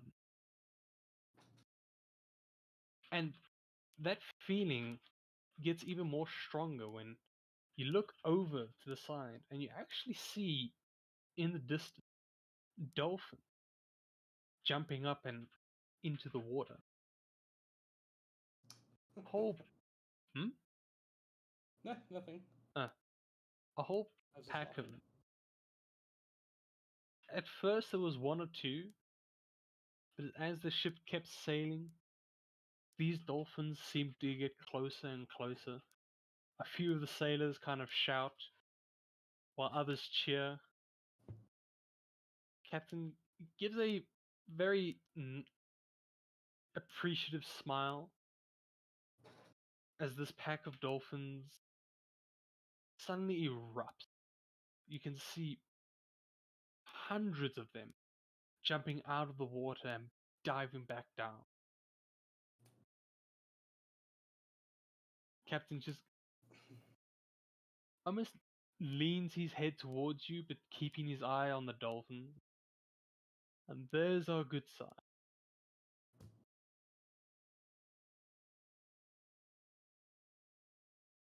Oh, let's hope this is an uneventful trip. Starting off pretty well. I'm gonna say we take a small break there while I get myself another cup of coffee and may do a little bit of quick planning or quick prepping, but take a small break, guys. Awesome. Huff, hint, hint, wink, wink.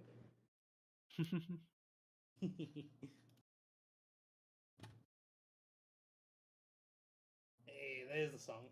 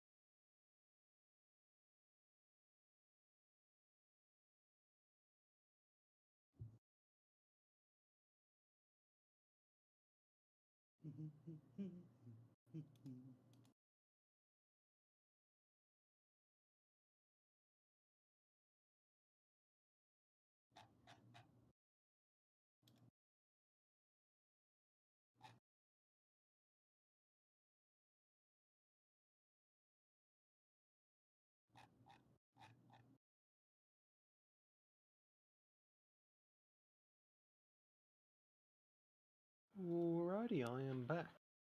Hello. Is everyone else back? I'm not too sure. Australia? Ah, you're, Sorry, Curly, yeah? you're all alone. Oof. You know, you here? Was I alone the whole time?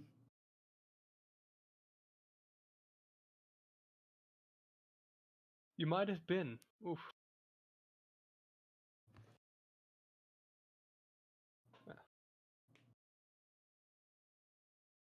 We'll see if we have enough time for an encounter today. We might. We might. Sorry, repeat that? Just me as DM mumbling to myself. Whether if we have Okay. enough time for something or not. Huge killer whale. Eh. Eh. I should do that.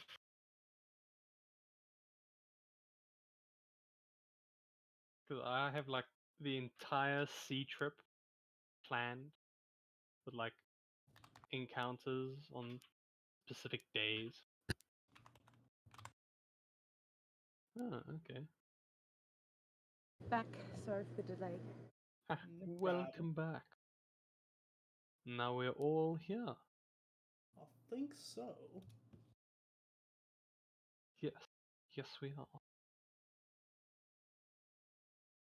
Alrighty, then let us waste no further time and continue. So after seeing the dolphins, the water finally starts to get a little bit more choppy. Waves start being more pronounced, and the boat finally starts beginning to rock and sway. This is where Ninorin and Yanni are going to have trouble. But as for the rest of you, I would like to ask if there is anything you guys would like to do for today before I move on to the next.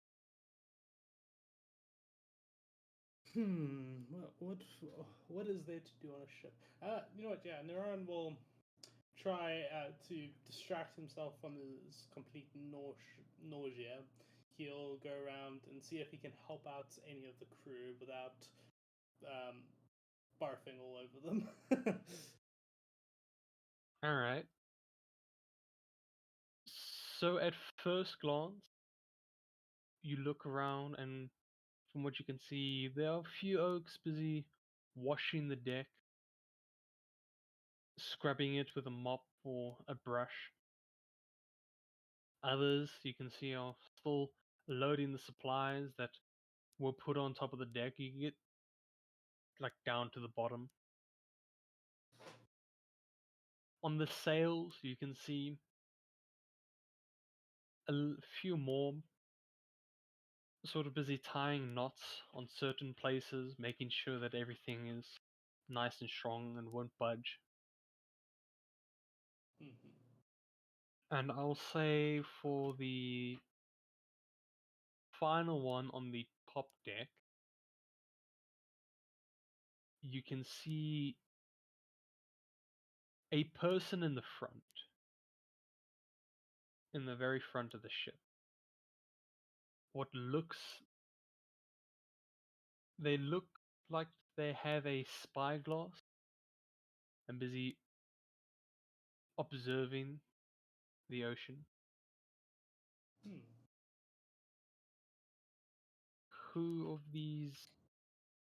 Which of these jobs would you like to take? I think the observer, because my first instinct is that he's looking for dangers or anything like that, like just surveying the ocean, checking what there could be, obstructions and stuff. That's something Neuron can do. I'm gonna go help the observer guy. Alrighty. You begin to make your way to him, but due to the rocking of the ship, you kind of lose your balance here and there, and kind of like get pushed forward almost. You, it's hard not stumbling over yourself as you get closer and closer to this person. As you get closer, you notice they don't really have skin. It's more fur. Oh, Very bright orange fur. The tail behind them at the very end, you can see just like a white ploof followed by the orange. it's Garfield, isn't No, it? no, it is not golf. Sorry to disappoint. Dad. Let me actually find out. There it is.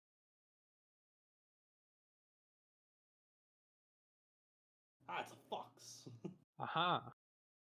Had to throw in a fox. I'm sorry. I had to. It's a dog running on cat software. Or is it a cat running on dog software? I always forget. Not too sure. So you begin to finally close the distance between you and this person. You kind of just like stumble against the railing, like next to them. They look down from their spyglass before going back to observing.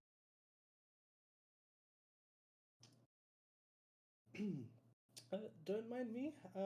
Just seeing if I can help out with any of the crew. Oh, you wanna help out? Look, I'm looking for anything to distract me from bathing into the ocean right now. You want to take over? Kind of like offers the spyglass to you. Sure. What am I looking out for? You're looking out for any signs of clouds. That's what you're doing.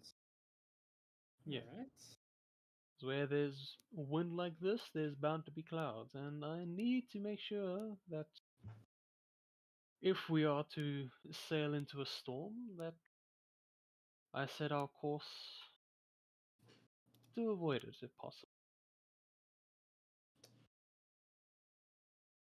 My name is Hera, by the way. Ah, Niran, pleasure to meet you. As Niran brings up the spyglass to have a look through, see if you can see anything. And of course, roll me a perception.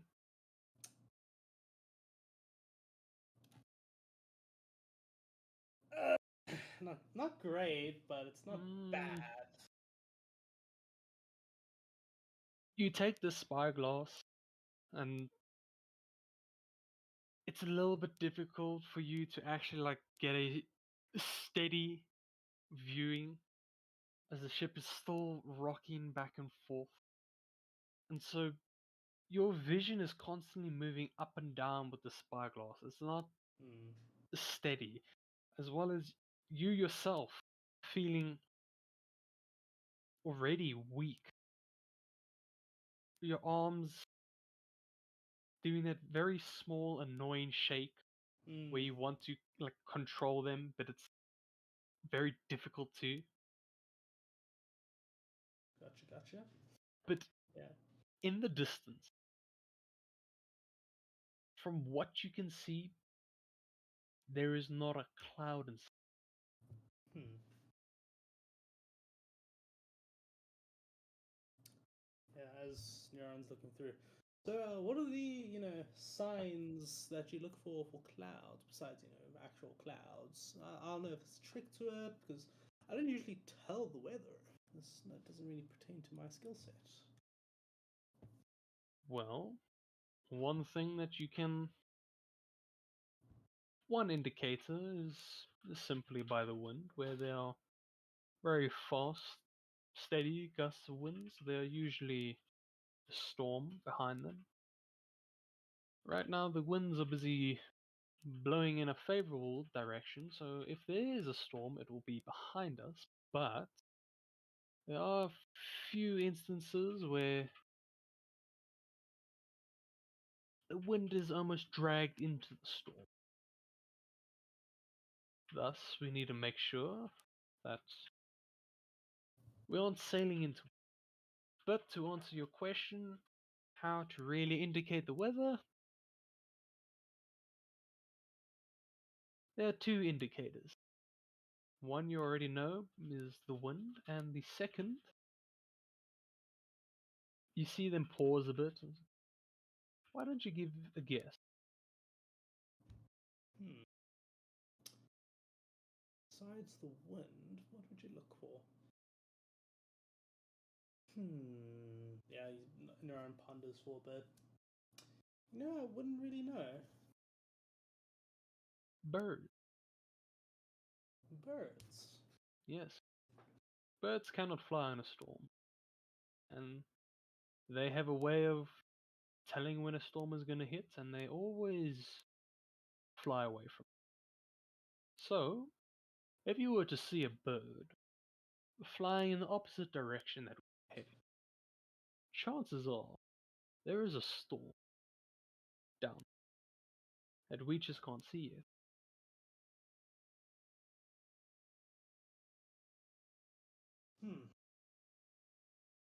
Neuron hands back the spyglass and continues to look out and make a bit of idle conversation with her. Alright. Uh,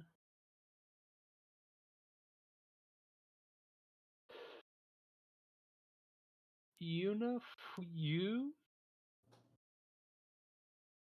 there isn't a specific group that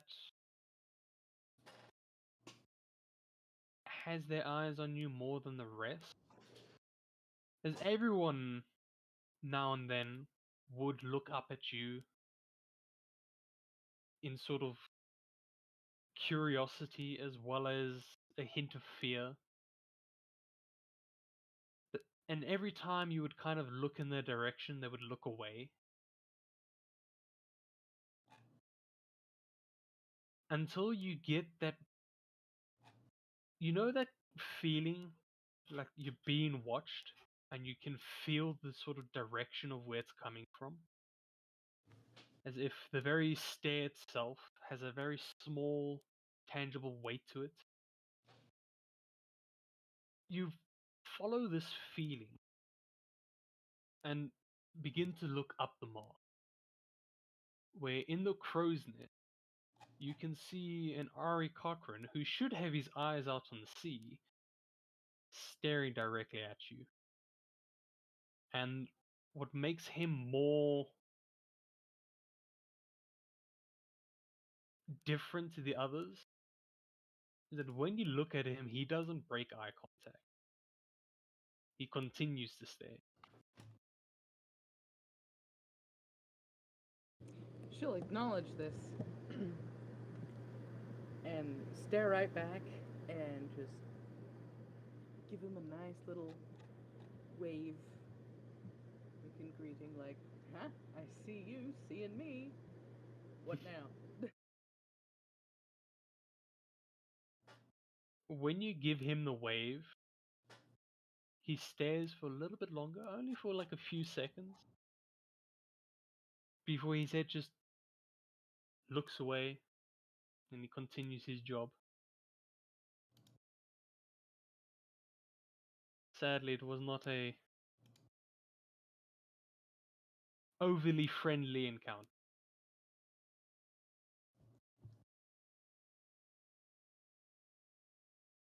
Is there anything? Yeah, She sorry. isn't all that worried about that, but she will now mentally note to keep an eye on this individual when she's able. Alrighty, alrighty.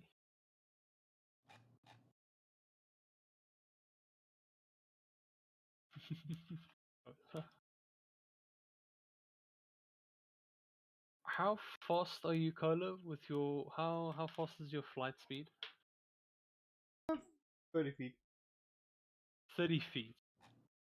Okay, let me just quickly do a little bit of research here.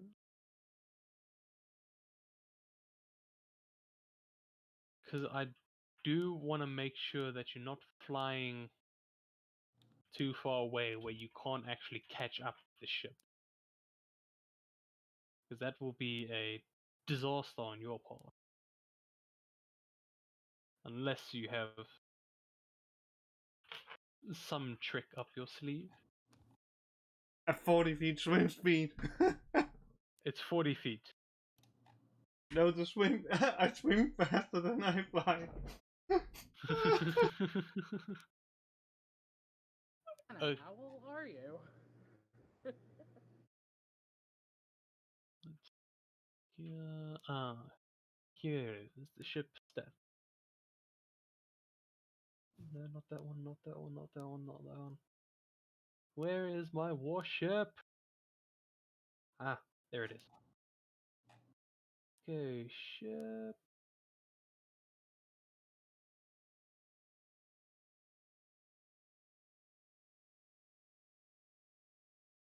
Okay, okay. You're in luck. As the ship, surprisingly, where is it? I had it here. I just lost.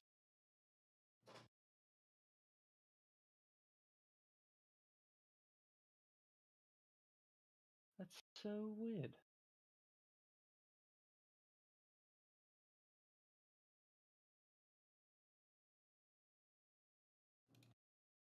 You know what? For this sake, I'll say that you were able to keep up with the ship and putting in a little bit of effort, aka a sort of dash, you are able to fly out in the opposite direction before letting the ship get too far ahead and then quickly fly back.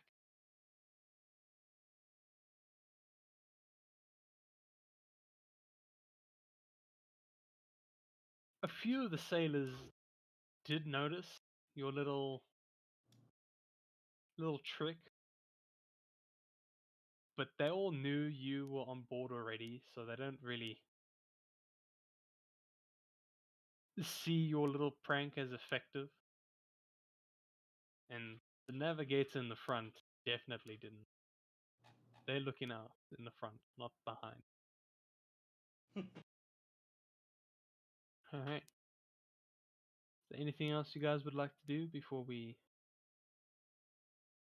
move to the next day? Yeah, Duran's done.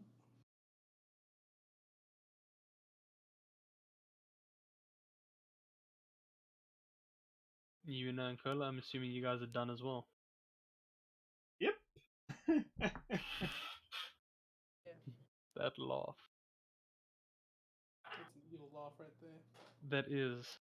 He has something sinister planned. Alright. After having a few chats here and there with some of the crewmates, especially when they were on a break, you were able to learn a little bit more about the ship, how it runs, why it's important to clean the deck as often as possible. And surprisingly quickly, the day comes to an end. You can see the wind has sort of calmed down, the waves as well, as the sun slowly setting on the horizon. A very beautiful scene as the entire sky seems to glow this red, bright red orange sunset.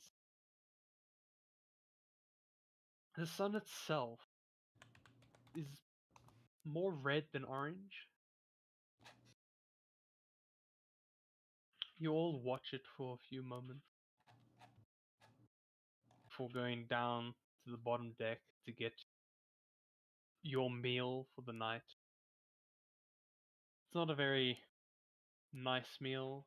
It was a quick sort of vegetable soup cooked by the Toad chef,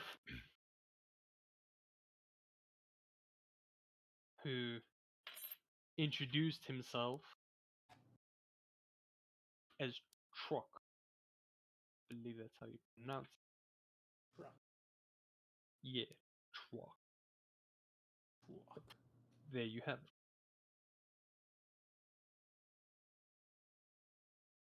Even though the vegetable soup wasn't that all appealing, it still tasted pretty good. So after your meals, you all vacated to your caverns where you saw Yanni struggling. The three dolls doing their best to kind of comfort and get him through this situation. You all lie in your separate straw beds.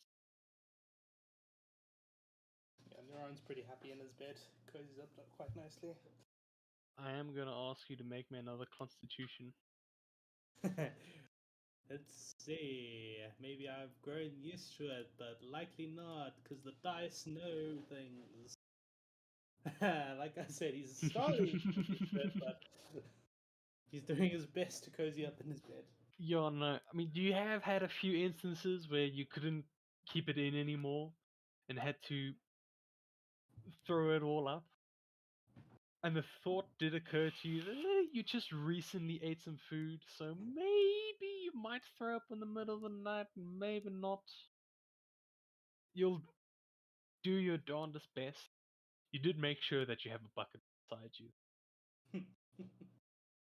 Yeah, right before he goes to bed, he'll cast Good Berry, and you'll place that on his bedside. I'll have you tomorrow morning. Because they last Haha. 24 hours. Haha. And it was all eaten during the night. God damn it. Alright. Sleep takes a hold of you. Eventually, it takes a hold of Yanni and Ninaran.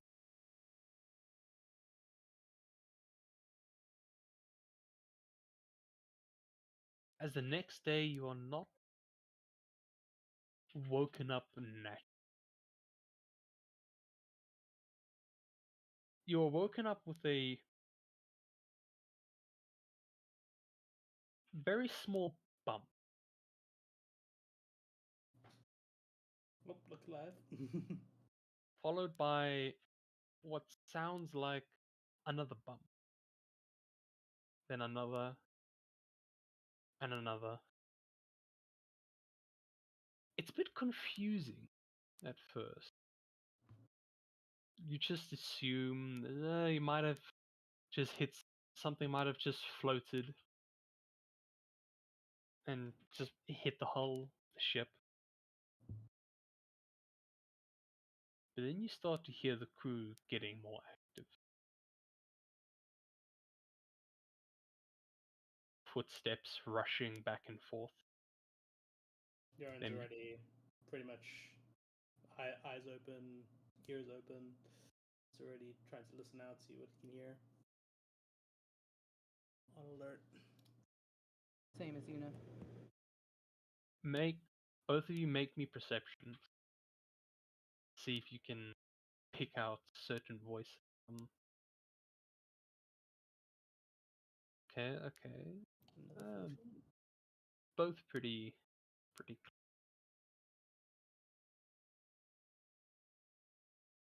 At first, the voices are asking, like, shouting, trying to gather some form of communication between everyone. And at first, it's all just a bunch of speculations like, oh, it's just wood debris floating.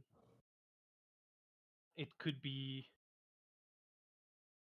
some dead fish.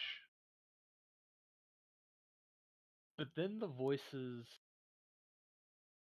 started to get more serious as the bumping continued. Some of them saying we can't see any debris. Others saying they can see shadows in the water. And pretty loudly you do hear the captain's voice shouting, "To arms!" As a now bell from the top starts ringing. Ding, ding, ding, ding, ding. Look alive, everybody! Looks like our uneventful journey has become eventful. And Naren's getting his bow up, ready to go.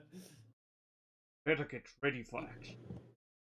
It's well summons its mage armor, and because Alrighty. oh shit. You Oh. all Uh, hastily. What does the 9 mean? It means that yeah, at that time you was the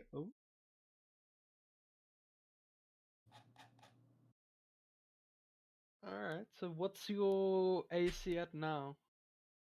my AC. Let me just see.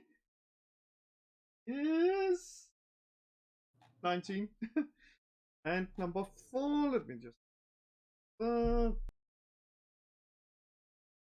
Oh shit! That means unit 6, 9, 4. Oof! Wait, why? Wait, what's happening? Yeah, look at. Let's see. Yep. Blah blah blah blah. Yeah, look at that. Look at the final section. One where it said when you cast a level 1 spell, spend 1 hit dice, which is what I did. Gain a number, uh, or a even number, an odd number, random one random creature within 30 feet, not including me, takes force damage equal to number rolls. Oof. And your dice happen to land on you now.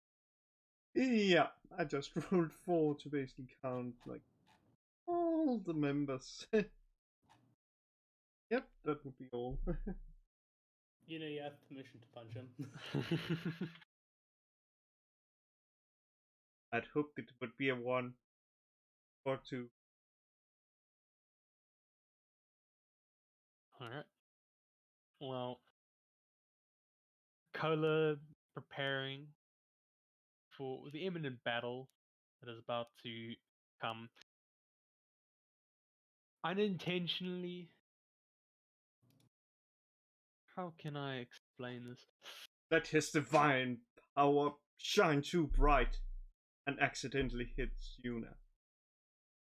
His power was too much, and in a very small moment of forgetfulness, he forgot that the mere mortals beside him cannot withstand the full, not even the full, but a fraction of his power, and sorry, Yuna, but you suffered 9 points of force damage.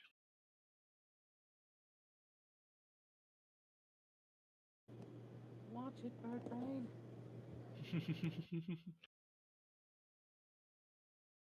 Alright. So you all quickly make your way up to the top deck where you can see almost every single crew member has armed themselves with either a rifle or a very long spear, and they're kind of waiting on the sides of the deck just wondering what is coming. Yeah, as soon as Neuron gets to top deck, he's looking for the nearest person and just asking, "Hey, what's going on? What's happening?"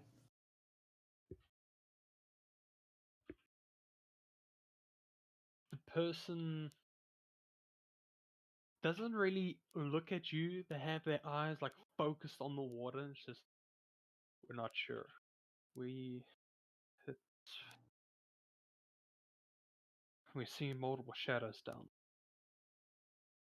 For all we know, it could just be sharks thinking that's a big meal, but highly unlikely. Great.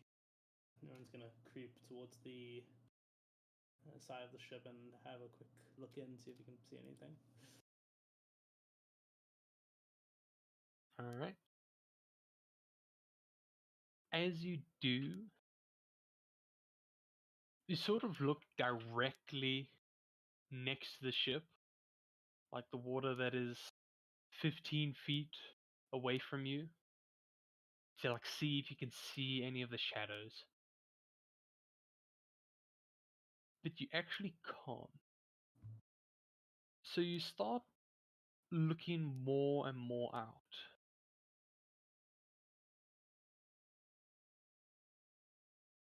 Until eventually you see a fin pop out of the water. But it's not moving forward. It's staying stationary where it is.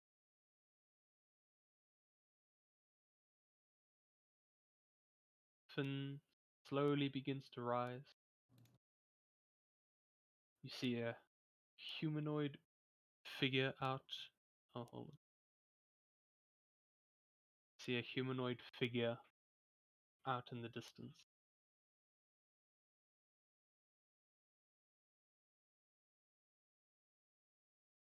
It's strange because on closer inspection, you can clearly see that they have fish-like scales with sort of gills on the side of their neck, a spear held in their hand.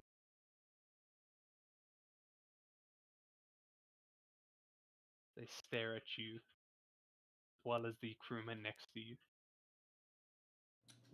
Stare off of them. Have an arrow strung, ready to go as soon as something pops off. I don't want to be the first one to attack, though. The aquatic humanoid kind of raises a trident up into the sky and gives a very loud screech. After which you see more and more fins start popping up into the water, or start popping up out of the water. As sailors start calling off, saying they have eyes on these figures, and that that the entire ship is completely surrounded.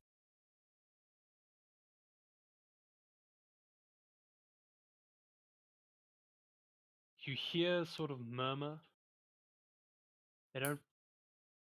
Most of them don't know what these figures are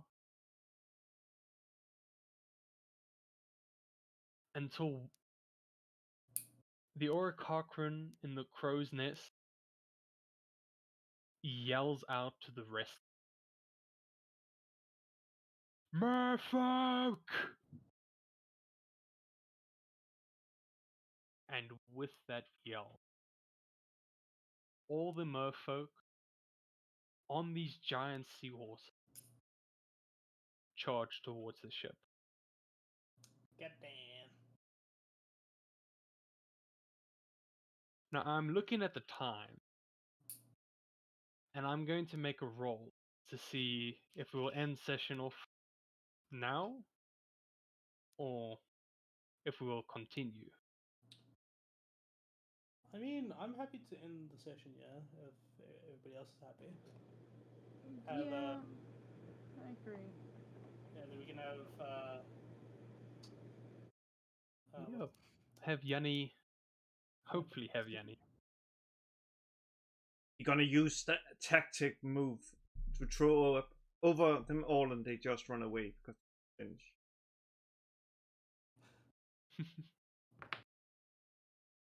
All right. Oh yeah. All right, then I think with that we'll end today's session off there. awesome. Thank you. Haha. Oh yeah. Cola. Let me actually show you your competition. That's the other owl on the ship. Your brother! I will name him Hulk Hogan. Hulk Hogan. All right. Don't you mean Hulk Allen? Oh, even better. Alrighty.